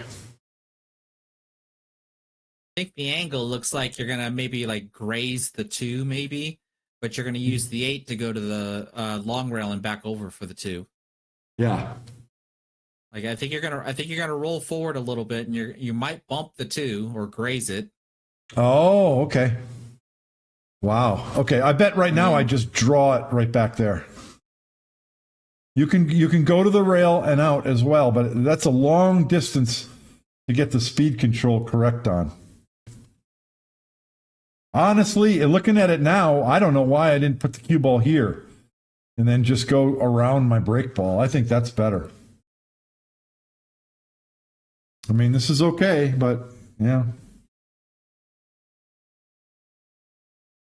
You see what having more than one break ball does? It gives you options, because I could have broke with the 8 below the rack if I needed to. Now we're at 154. And that's what I ran 154 2 days ago. And I think I don't remember what happened. I missed the break shot or messed up the break shot somehow. Yeah, I'm in the chat around this time frame when you were actually live streaming this. Okay. And all of us were like, we were trying to predict what you were going to do next. Okay. Cool. So I think that one there, I thought that might have been your inside two railer, I think is what I called there. And then you surprised me with an outside spin shot and came up one rail. I'll tell you what, I'm going to tell you something. I know at this point, I started to feel a little nervous, and I'm trying not to show it. I'm just repeating my mantra in my mind: set, slow, still. And I'm just trying to run my shot routine. And frankly, I wanted the cue ball with this angle, an inside angle. And so I didn't want to put any side spin because I didn't want to miss the ball. I'm like, dude, just make the damn ball. And that's why I did that with the cue ball. So if you watch the 6 and 11, all the 6 ball shot up there and the 11 ball moved a little bit. But yeah, they didn't move up in a typical fashion. So I've got a shot on the 15.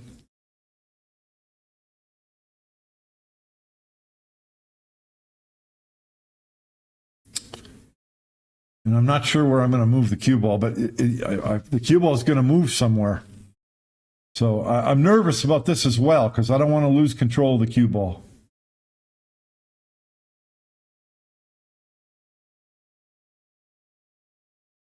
Holy crap, what a shot. Who shot that? I didn't look nervous there. Maybe I wasn't nervous.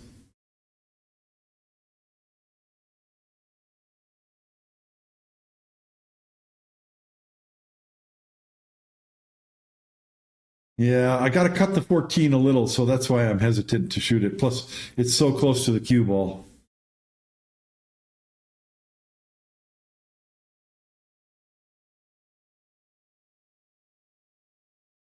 Oh, jeez. This worked out nicely, though. Yeah, that was kind of a reckless shot, but I didn't think I could. Yeah, it was reckless, but I think it was a controlled reckless. I mean, I was unlikely to not have a shot after that. And look how open they are now. I've got 5 break balls. I've got 6 break balls. These two, this one, and this one. Obviously, the best break balls are the 10 and the 5. But I really like how it's looking now. Maybe shoot the 7 and pivot over to the 8. Probably doing that. No, you're not bumping into balls now. Oh, you're right. I'm not. Yeah, okay. I hit that too hard. I was trying to shoot the 8 in this pocket next, and I hit it way too hard. Yeah, this isn't bad, though, because you're on the 13 and can do the same thing, and the 12 will also open up to that pocket as well. Yeah. There's the same move. Now, I left the cue ball near the rail. That can hurt you. I didn't want to do that. But I am feeling a little nervous. When you get nervous, your speed control you kind of forget how hard to hit it. See, and I'm straight in on the 8. So now I've got to cut the 12, run into the 5, do it softly, knowing I'll have one of these balls over here next. But yeah, I hit that ball too hard because I was a little nervous. Oh, maybe I have an angle. You're shooting the 8. You're going to run into the 12. Wow. I'm going to shoot the 5 up in the corner. So that decision was, I didn't want to take any risks. It's like, I know that I'm shooting a ball to an upper corner, but I'm going to have a good angle on it. And, you can, from this angle, you can brush the side rail and it'll still go in. And I hit it right. I hit it right in the middle. Well, yeah, that's true. I dread shooting balls up table now on my table. Yep. Now, I don't know what the key ball is here. The 10 ball's got to be the break shot. I'm probably going up to the 6 right now. Yeah. So I like getting rid of the 4. But, yeah, I don't know.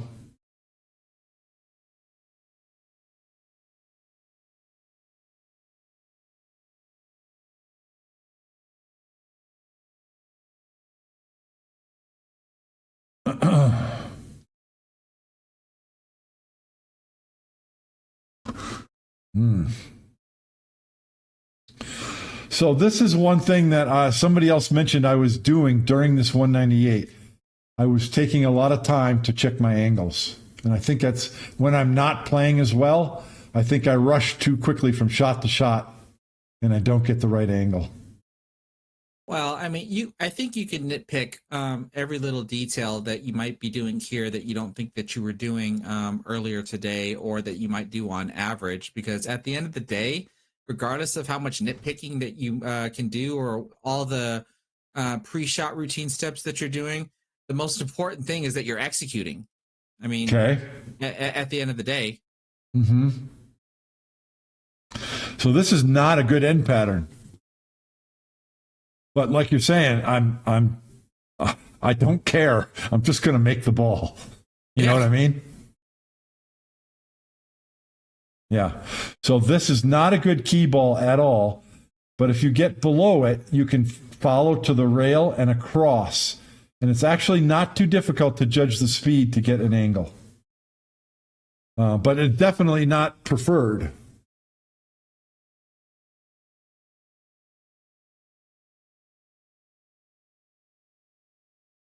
Yep.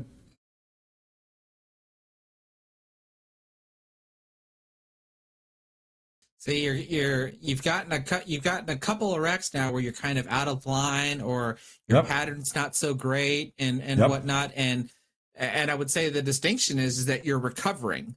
And then I didn't really see much of your of today's attempts, but maybe you just weren't recovering as much. But truth be told, you don't want to be recovering. Like, you just want to, be smooth about it all. Like, even here you came up a little short. I came up short for sure, and again, I am a little bit nervous, and I don't want to overcook it, and then my cue ball ends up way over here. I'm trying to get here, and I hit it too soft. I'm a little nervous. Yeah. What's the ball count here? 168. So I know that I need 2 racks and 4 balls. 2 racks and 4 balls. That's in my mind. And every time that thought comes into my mind, I'm trying to push it out and remind myself, screw that. Just remember, set, slow, still. Set, slow, still. Just execute your shot routine. Checking where you're gonna hit the 4 ball. Yeah, and it looks like I'm hitting the 4 ball really full, and I just want to do one of those where you just stun it and try and come up. So this time we should really look for those 2 stripes on the other side to come towards the side pocket. That's my prediction.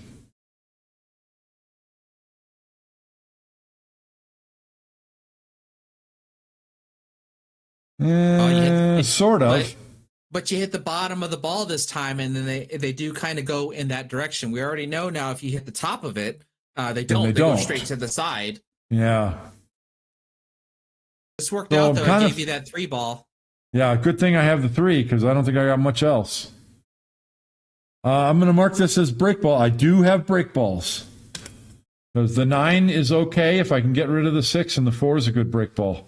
And the 3 below the rack from this side could be a break ball. So it just takes a load off your mind. You don't have to make a break ball. You can, instead of worrying about that, you just navigate the other balls. You know what I mean?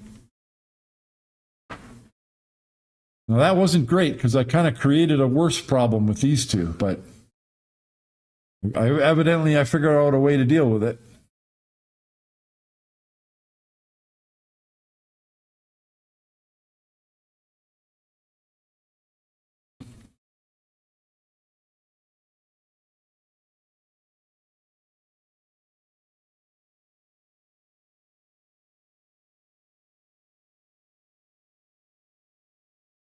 Yeah, I am taking a lot of time to think about it. The more I look at this, the more I'm inclined to go ahead and take the 15 and bump into the 11 and the 12. The 2 ball's a nice insurance shot. It looks natural, doesn't it? Yeah. And that's the only reason, because it doesn't really take hardly any effort to make that happen. Well, that's what you tried. That's what I tried. I did. All right. I still got to deal. Now I still have to deal with the 12-11, and I still have to deal with the 6-9. So I am far from out of the woods here. So I just looked at an angle on the 5. If I can get shallow angle on the 5, I can come over here and tap the 6. And then I'll have the 1. That's what I'm looking at. And looks like I came too far.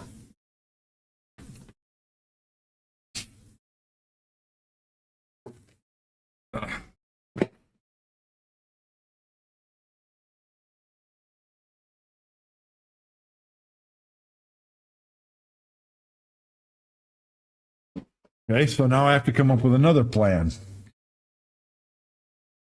What I like from here, if the 1 ball wasn't there, I would roll forward for the 14. From the 14, you can roll forward to here, and both of these balls go this way. Then you can free one of them up, and then the other one is available to this pocket. But because the 1 is there, I can't do that.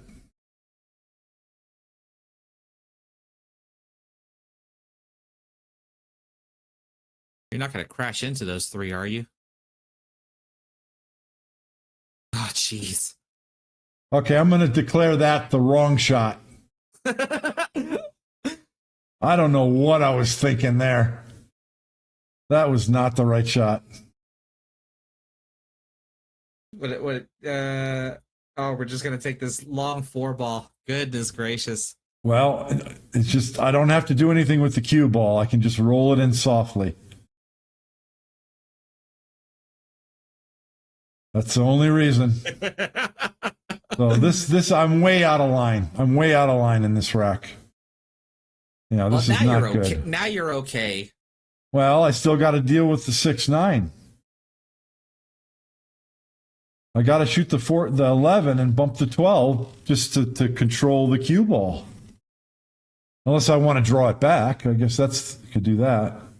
Well, I think you have to hit this a little firm so that way the 12 doesn't tie up next to the 1, and you'll have the 13 and the 8 in the side pocket.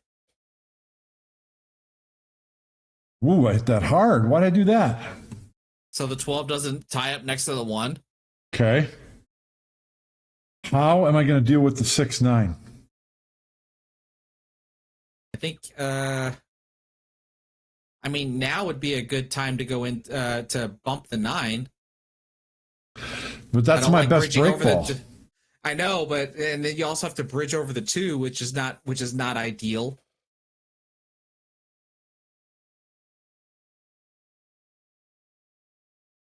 I don't quite remember what happens at this point, but I mean, your 12 ball is also a good break ball.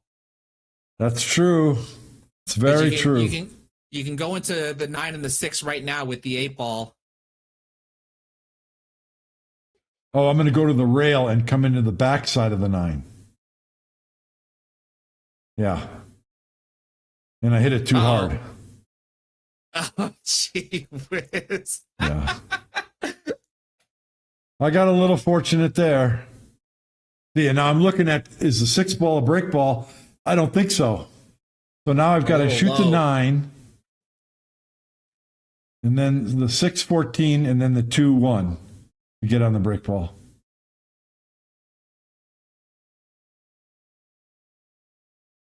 Well, that ball's in the center of the table, so I could break from either side. Oh, so now I'm getting on the 1 ball below. Okay. Well, I don't think that's necessary, but all right. Only because of the angle that you have. Well, yeah. Now what I've got to do is send the cue ball this way to get on the 14.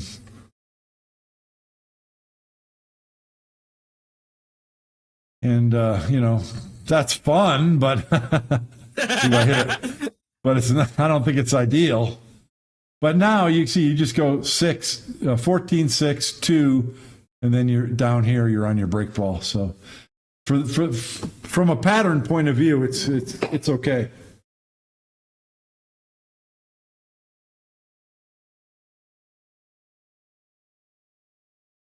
John showed me something here too. You want an angle on this ball because you want to be able to either do this Yeah, or come do down this. or go to the rail. Yeah. You want to be able to use your rail to get on that brake shot.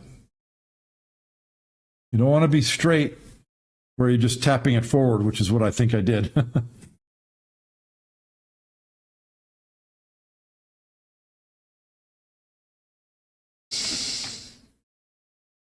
This is what, 182 coming up? Yep.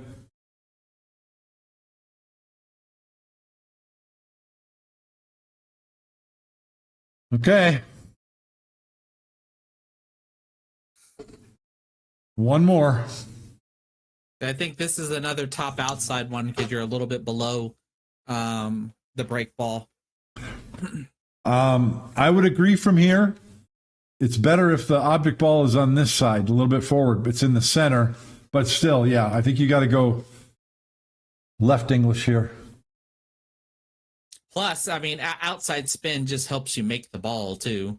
Yeah. Inside spin just complicates it. Sure does.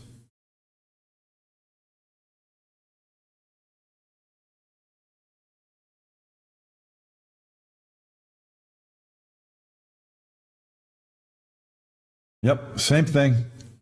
Oh Get boy. out of the way. Oh boy, do I have a shot? If I remember correctly, I think it was the 3 ball is your shot. Okay, if I can see the 3, I bet I crash into the cluster right now. And just because I know I'm close and I don't want to fiddle with it, I just get those balls open.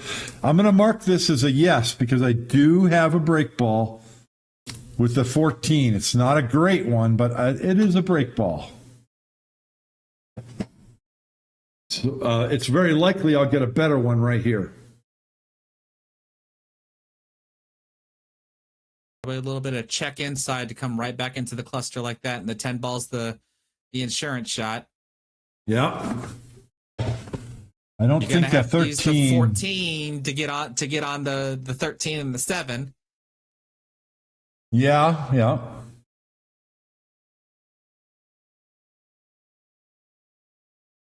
Yeah, just looking at the 14 as a brake ball.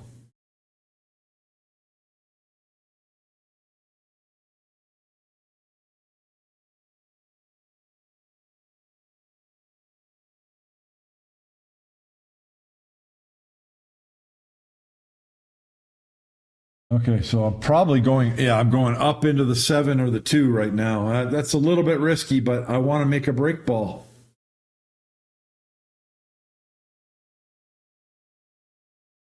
I think going into the 7 is okay. The 7 becomes the brake ball. It can go wrong pretty easily. Sure. Decide to go into the 2. You just open things up a little bit more. Yeah, I still don't have a brake ball. Well, the 13 must be the brake ball because you use the 14 to get on the 7. 9 ball might be your 9 ball might be your pivot ball. Oh yeah, you could end the rack with the 1 and then use the 9 to go out and get on the 13 brake shot. Yep, that's a possibility. So, yeah. Oh. Oh, gee. Wow. Taking a lot of risks, but they're working. Well, now you can keep the 14 as a brake ball if you wanted to, even though it's a little close to the side rail.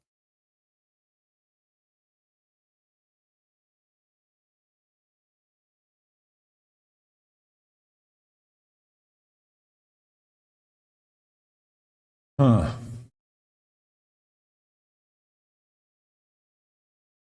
Yeah, the 13 is not a good brake ball, and neither is the 14. Of the 2, I think the 14's a better one because it's farther from the rack. You got to shoot the 9 or the 14 here. Those are your best balls. Yeah.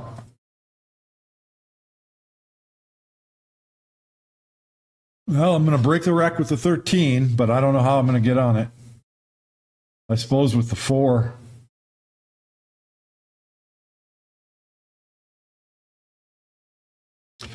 Am I going to bump the 9 over? No, you're I don't think you're on the right side of the 13. I think I was trying to. I think I was trying to get that angle, though. Oh, this is the one where I end up right here for the one ball break shot. That's how the route run ends. Oh, that's right. I do remember that. That's how the run ends now. So this is an example. I did not have a good break ball to begin the rack, and I failed to get one. What you ought to do for a future video is reset this layout back up And run them. and figure out what was the better way to run them, so that way you don't end up with a difficult break shot. I like what you're saying, and the reason why, it makes you accept responsibility for the success of getting through the rack, even when it's a difficult layout. Mm-hmm. And let's face it, if you want to run a lot of balls in straight pool, they are not all going to be easy. That's just the way it is. What could you have done differently on this rack to have a better break ball, giving you a better opportunity to get your 200? Yes. Yep. Because what is this? 4, 11, 6, 8, and you gotta from the 8 get all the way down below the 2 or parallel to the 2, so that way you can get right onto the rail, kind of behind the 1.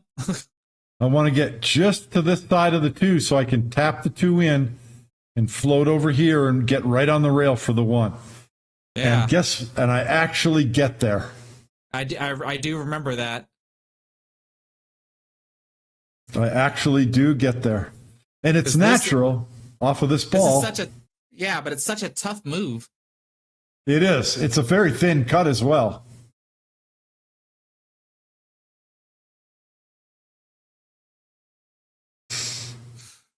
Because I know that the 200 ball question is going to come up once you break into this rack. What do you mean? Because you took a combo and you instead of another. 8. Yeah, because you had an open ball that you could have shot at, but it was it was tough. Like what do you, even if you were to shoot that ball, what do you do with it? Well, we will be talking about it. Now, all I got to do here is just roll the cue ball forward. No side spin, just let the cue ball roll and just get the speed right, and it just drops in right behind the 1. So I really landed perfect on this too.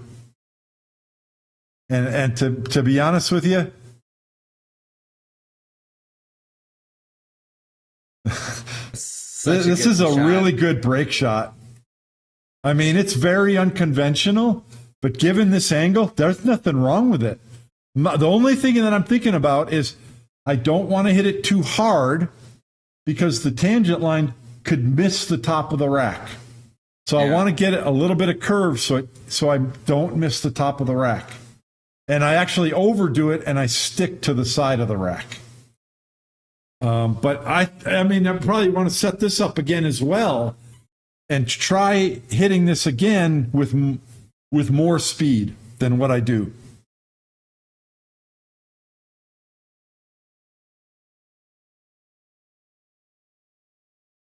Yeah. Yeah, because you ran flat into the 10 ball. Yeah, right into it. There's the 8 ball out in the open. You do such a wonderful pinch draw shot here without fouling on the 10. Spoiler alert, everybody. Spoiler alert. Now, and when I'm shooting this 10, I mean, I know that right now I'm on 197 and I need 3 more balls. What I want to do, I'm straight in on in the side. What I want to do is draw the cue ball back here, because then there's ball 98 and this one's ball 199. I mean, ball 200. Yep. I mean, I'm there. I got my 200. All I got to do is draw this back, but I don't want to foul and I don't want to overdo it and draw right back into the pocket. God, I remember watching this live. Yep, and it was not a foul. All of us in the chat was like, good hit. But then look, I know. I didn't get far enough. You take the 7-5 combo, and that 8 ball is sitting right out there in the open. All right. Here's why. It's 50-50. I have an open shot on the 8, yes. However, if it was here and I had a stop shot, sure, then I shoot it, because then I'm on the 3 and I got my 200. But I can't just pocket the 8. I have to hit it hard, go to the rail, and bounce back out for the 3. Yep. I don't know, but I look at this in retrospect. I still think the 8 ball is the shot. I mean, you just put a stroke on it. You don't have to worry about cutting the 7 correctly into the 5 or whatever. And you, like you said, you have to let your stroke out. Make sure you pass half table, so that way you just have a shot on the 3 ball. Like I just think that's the reason why I shot the combo is because I'm 1 foot away and it's right there. The difficulty with the combo is I have to cut the 7 ball to the right in order to cut the 5 ball to the left. And anytime you're cross-cutting your combos, it's really hard. But I chose it because I'm so close to it, and because my cue ball is just going to go like this, and I'm going to have the next 2 balls easy tap-ins. Yep. I get it. But now, I could have made this shot. My concentration went away. When I was down on the shot, I was starting to get it, and then I just said to myself, this ball has to go. The pool gods won't let me miss this shot. And I shot and missed it. And that was the dumbest friggin' thing in the world. I should have stood back up, sighted it again, because, look, this is my chance to run 200. All I got to do is tap this freaking ball in. I have to stand back up and set up to it again, and I didn't do that. And it cost me my 200.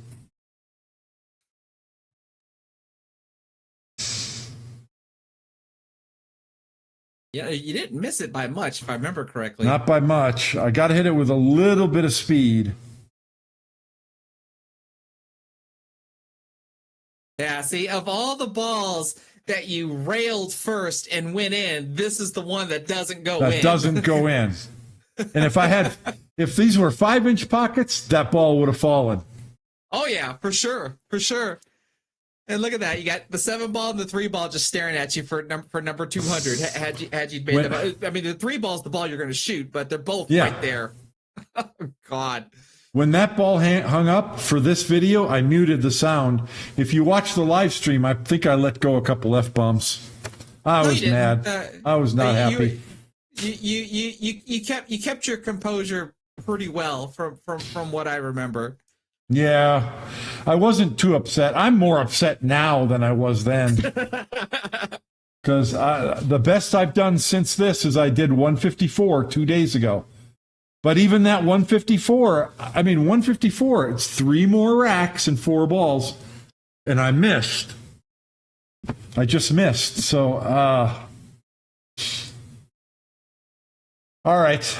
I mean, that just goes to show you, though, like, I don't know what to say, because, like I said, I think you can be as nitpicky as you want. It's like, look how I'm looking at my angles, and look how I'm doing this, and look how I'm doing that. And you could try to go and do that again, but you're just not executing, right? Yeah. So, like, we all know at the end of the day that it's all about the execution, which is, I think, the thing that I struggle with the most as well, because even though I've got a bigger table, which means I have to be more accurate with my shots, that my execution just isn't there, on top of my table being just slightly tougher, because I've mentioned before, I can't rail a ball in. If the ball's going towards a corner pocket and I touch the side rail, there's a huge chance that the ball's not going to go in. So it requires me to be more accurate.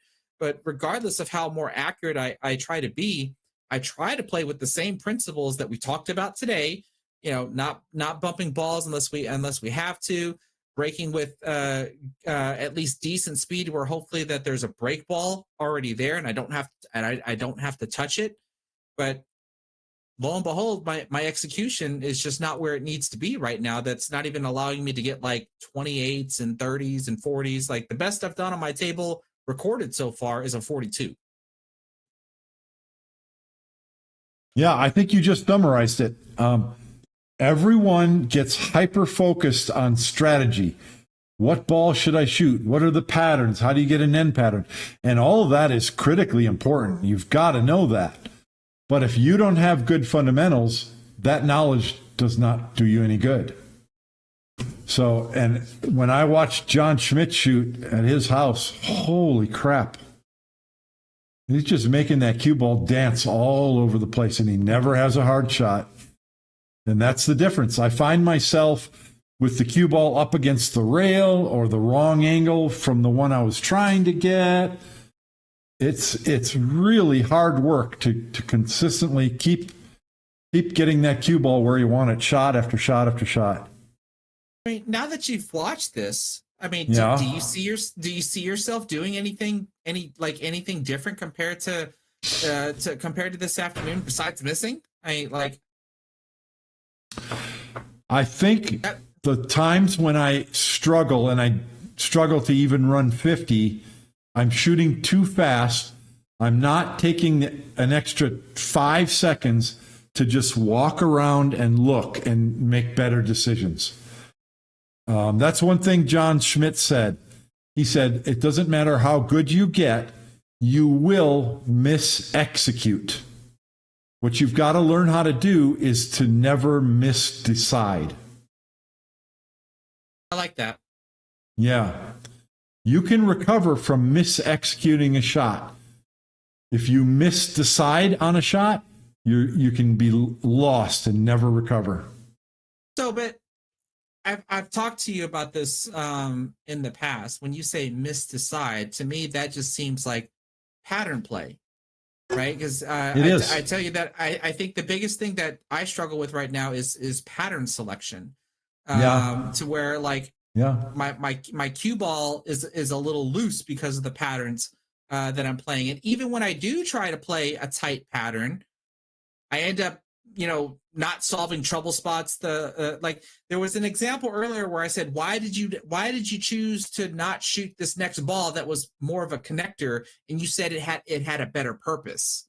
And you decided to move your cue ball to go to another place where typically like I would have shot that ball.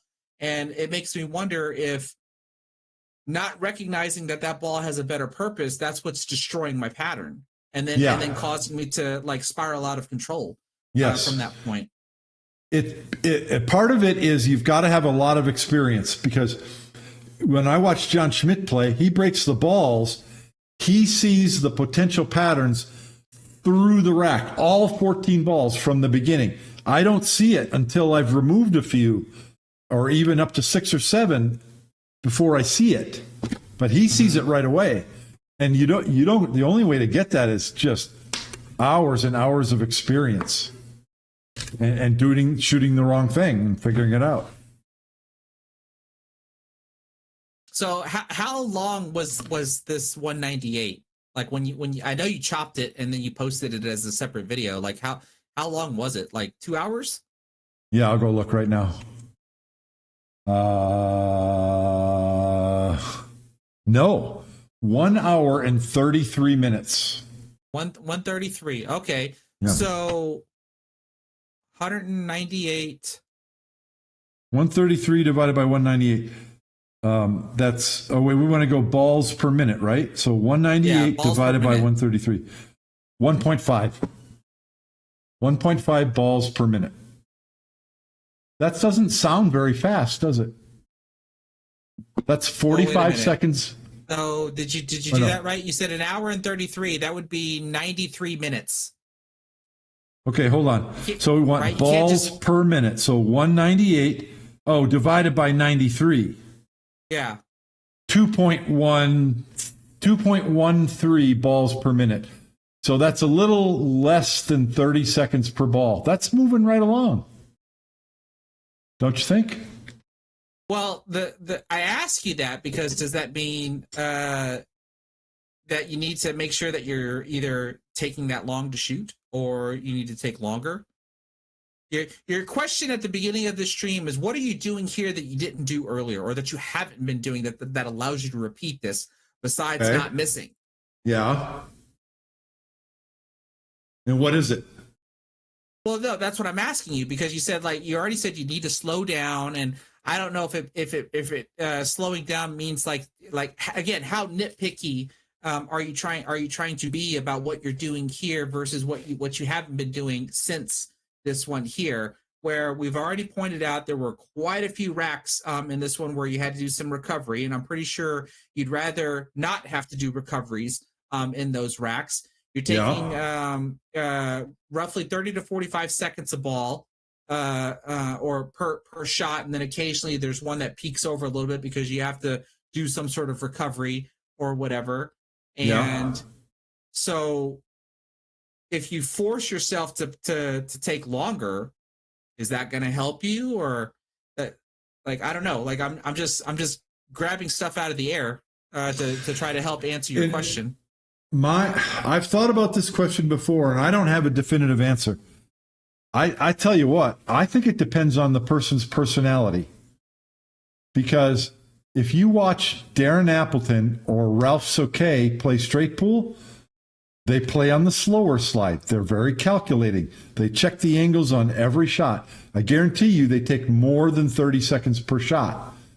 But you watch John Schmidt's 626, you watch Jason Shaw's 800, they're shooting pretty dang fast. Until they get towards the end, then they start to slow down. Now, John slowed down.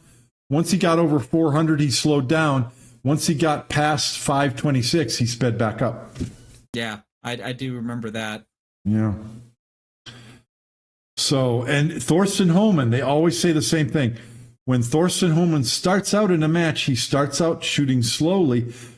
If he gets on a run, gets to the fourth and fifth rack, his tempo picks up. So I think it's personality based. I also think that once you get going, your mind is kind of enters into straight pool mode, and you kind of see these things more automatically, and you just kind of flow with it. But again, you can't do that until you've played hundreds of racks and have the resource of information to make those decisions from.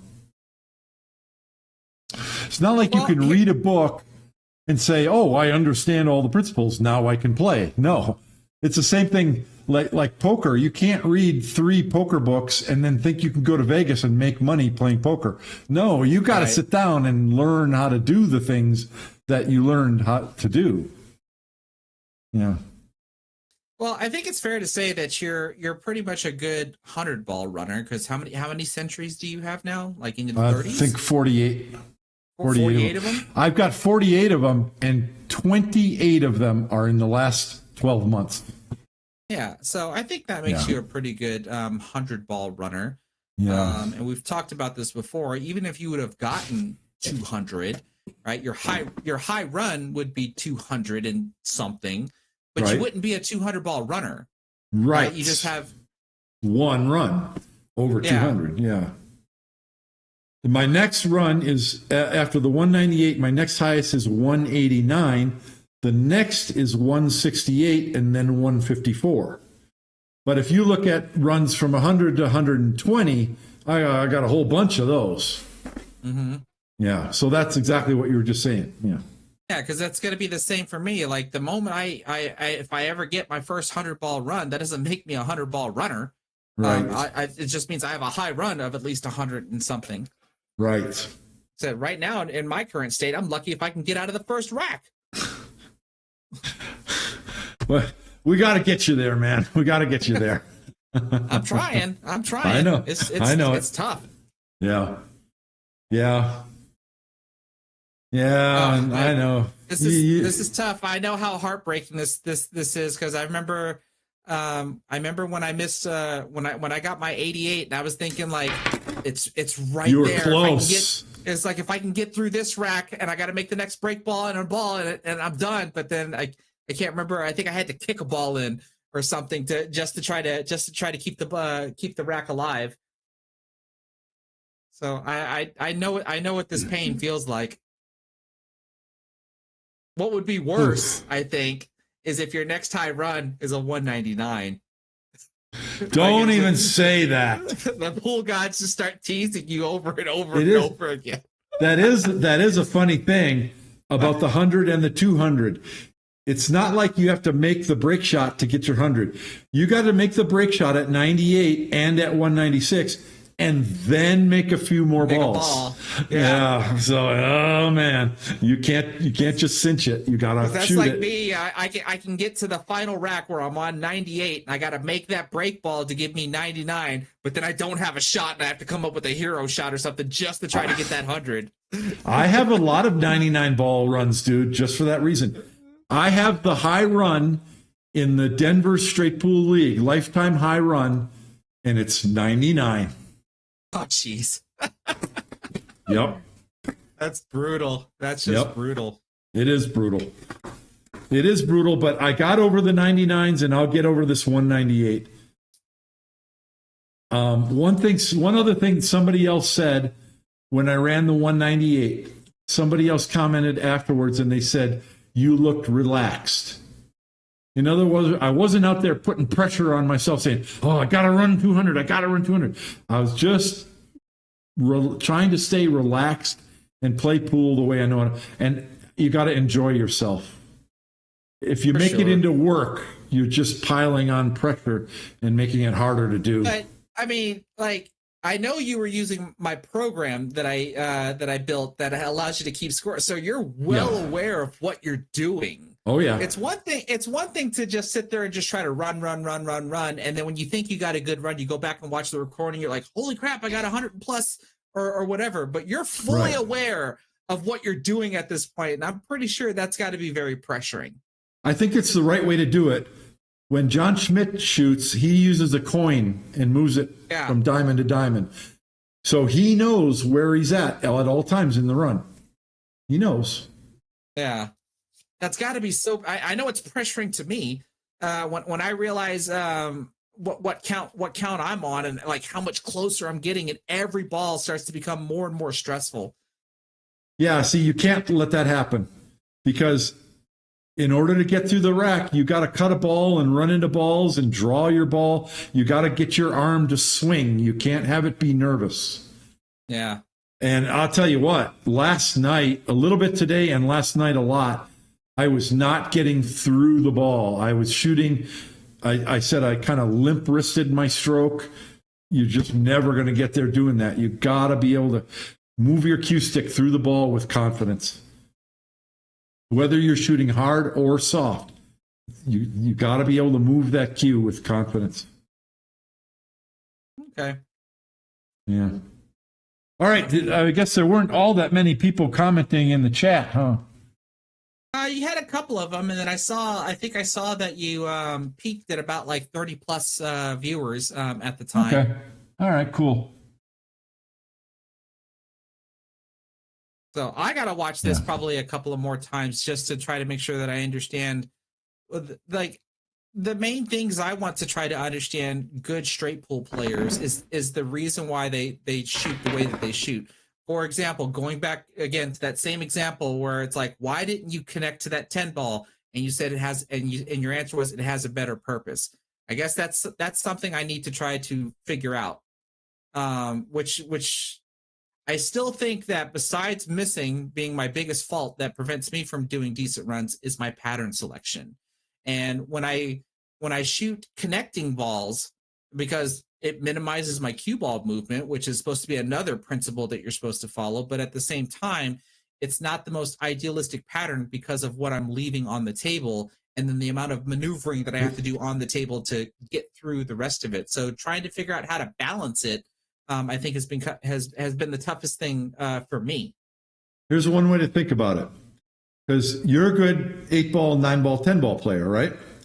Yes. In all, I'd like to think so. Yeah, you're pretty good. So in all of those games, you've got to shoot your shot and get that cue ball to move. Yeah. But you're shooting longer shots with speed. And when you're playing straight pool the right way, you're not doing that. The only time you're shooting a ball with speed is when you're shooting a stop shot or trying to stun to open, and you're shooting a shallow angle. John Schmidt calls it heavy hits. You're either shooting heavy hits or you're rolling the ball, and the object ball is just softly rolling into the pocket. And so that's got to become your decision making, because there's going to be a shot where like, oh, I can just shoot this ball, bounce the cue ball off the rail, travel all the way across the table, and then have an angle on this ball. But in straight pool, you don't want to do that. You want to shoot a different ball so that when you get to that other one, it's much more straightforward and you don't have to do as much. So you're looking for much shallower angles on your object balls. You're thinking about the lowest risk way to get through the rack. Right. And so you're relying on your ability to move the cue ball and position it correctly more than you're relying on your ability to cut the object ball and a whole bunch of different cut shots. If you're shooting a rack of straight pool and every shot you're cutting the ball 30 degrees, you're doing it wrong. Right. You gotta find a way to have shallow angles on every ball so your cue ball just leapfrogs around. It's a really different way of thinking about the game. That's the hard part. Yep. It's kind of changing your mentality. I got to tell you though that even though I had all these failed attempts on my new table, yeah, I went and played in a tournament this past weekend. It was 8-ball on a bar box with my with a doubles partner. It wasn't exactly Scotch doubles. This was an event that the city of Temple, Texas runs as a corporate challenge where all the businesses, like all the local businesses, play against one another. And my company that I work for, I have a lot of colleagues that play pool because I've taught them all how to play pool. And so from our company, we took three teams. And I think the year before that, we took like 4 teams. I was recovering from my ankle surgery, so I didn't play last year, and I didn't play the year before that either. But they have a billiard event, they have a washers event, horseshoes event, skeet shooting, bowling, and it's all of these companies that are playing against one another. But I gotta tell you, it's so funny that I'm playing 8-ball on a bar box now after doing all this straight pool stuff on a 9-foot table, and the patterns that I just kept seeing in 8-ball were just, in my opinion, it was just a cakewalk. And if I saw a cluster, the cluster didn't bother me one bit. And I was like, there's the ball I'm going to use to break into that. There's my insurance ball, and I'm just pecking stuff, left and right. And I think occasionally I might have missed it. My doubles partner as well. She did great. She was just pretty much just doing the same thing. But there was never a moment where I was scared to send my cue ball into a cluster because of all the straight pool that I've been playing. You've reminded me of something that I'll show everyone on the screen. This is a quote that I put. It's the inside cover page to my book. Mm-hmm. Shortstop on Straight Pool. Which I have that book. I'm currently on chapter 2, which is all about break shots. What does that say? When you learn straight pool, you can play any game. Mike Siegel. That's what you just said. You just explained it. Your audio went out. We can't hear you.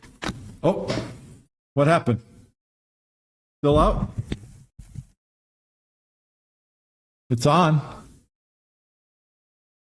Check your microphone settings. Yeah, it's working. Let me change it. Or in the chat, can y'all still hear me, but you can't hear him?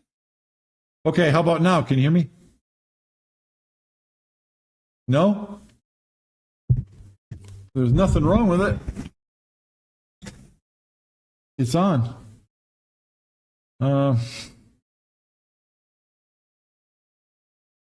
Is there anything in Ninja? No, Ninja's on. Oh, wait. How about now? Yes, you're good. Yeah, it was something in the Ninja software that turned off for some reason. Okay, the stream says they could still hear you, but I couldn't hear you anymore on our meeting room. Okay. I am not using a 3 seconds glove.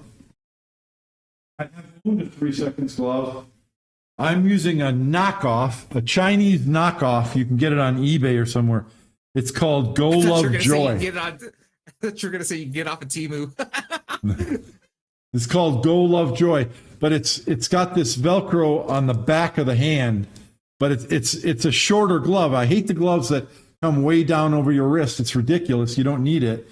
And I don't really like the Velcro, but I like the fact that it's a 3-finger glove, and it's a cheap Chinese glove, but it's actually been holding up pretty good. So you know I want to me. ask you, 'cause I know you've ranted about gloves before, to which I've asked, have you ever tried just the sleeves that go on your thumb and in your three? Have you tried that? Can't stand it. Really? Yeah, it makes a web. The fabric kind of bridges across here. It doesn't seat down in here. I hate it. It doesn't work. But every other glove that I've used, the ends of the fingers start to fray, and these are still holding up pretty good, even though they have not been sewn. So, I mean, one thing you could do is take a lit match or a lighter and just kind of, burn them a little bit. But this one's holding up really well. It'll break down, but it's holding up better than other gloves have. And this is a Chinese knockoff of an American-made glove, which costs 2.5 times more. I may go buy one of the American one just to support them, since I do like the design. So, all right. Well, check your chat. It looks like you got a super chat from a fan. Oh, hey, look at that. Ramanuj, I'm not quite sure how to pronounce your name. Basu, thank you very much. No comment, just a thumbs up. Thank you very much for your super chat. Yeah, I should talk about that more. I think originally he's one of my followers. Cool. And you can see earlier in the chat that both of us have actually inspired him to start doing some straight pull. Very good. Very good. And we also did one other thing new. YouTube has a feature called collaboration. So this video, this live stream that you just watched, it is automatically available on my channel and on Chris's channel, YouTube. So it's called collaboration.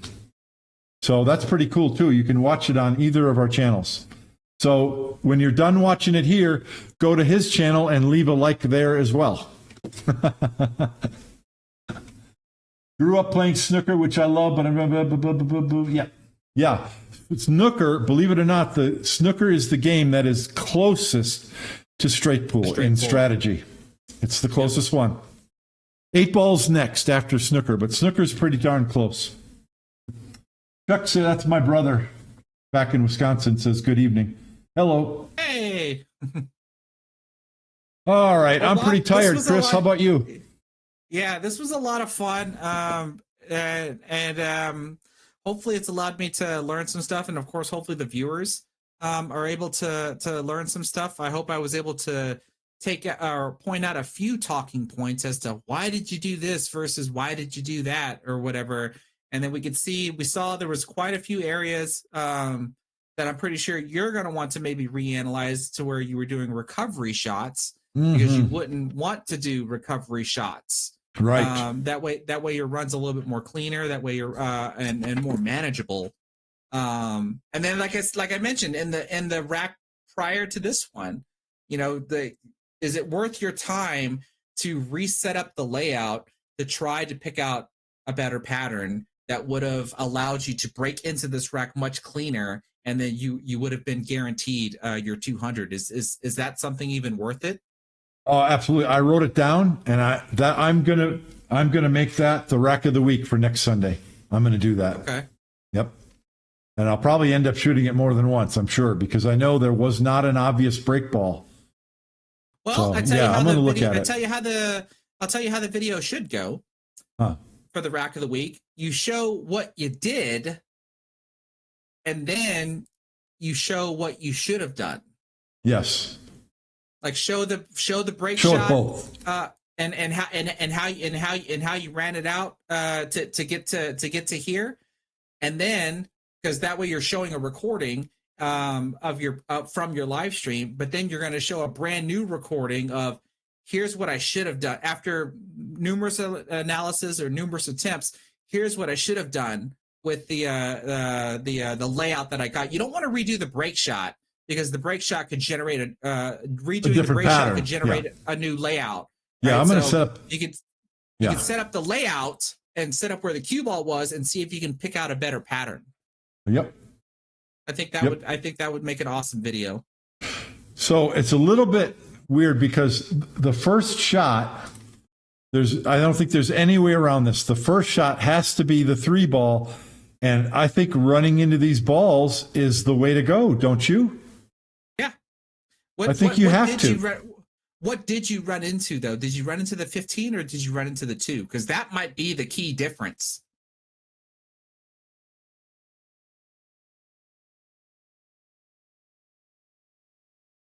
If I run into the 2, it turns out better.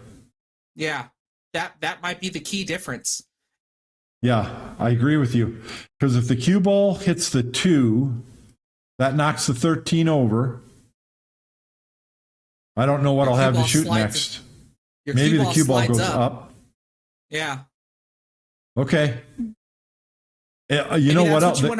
Yeah. Maybe that's what you should play with.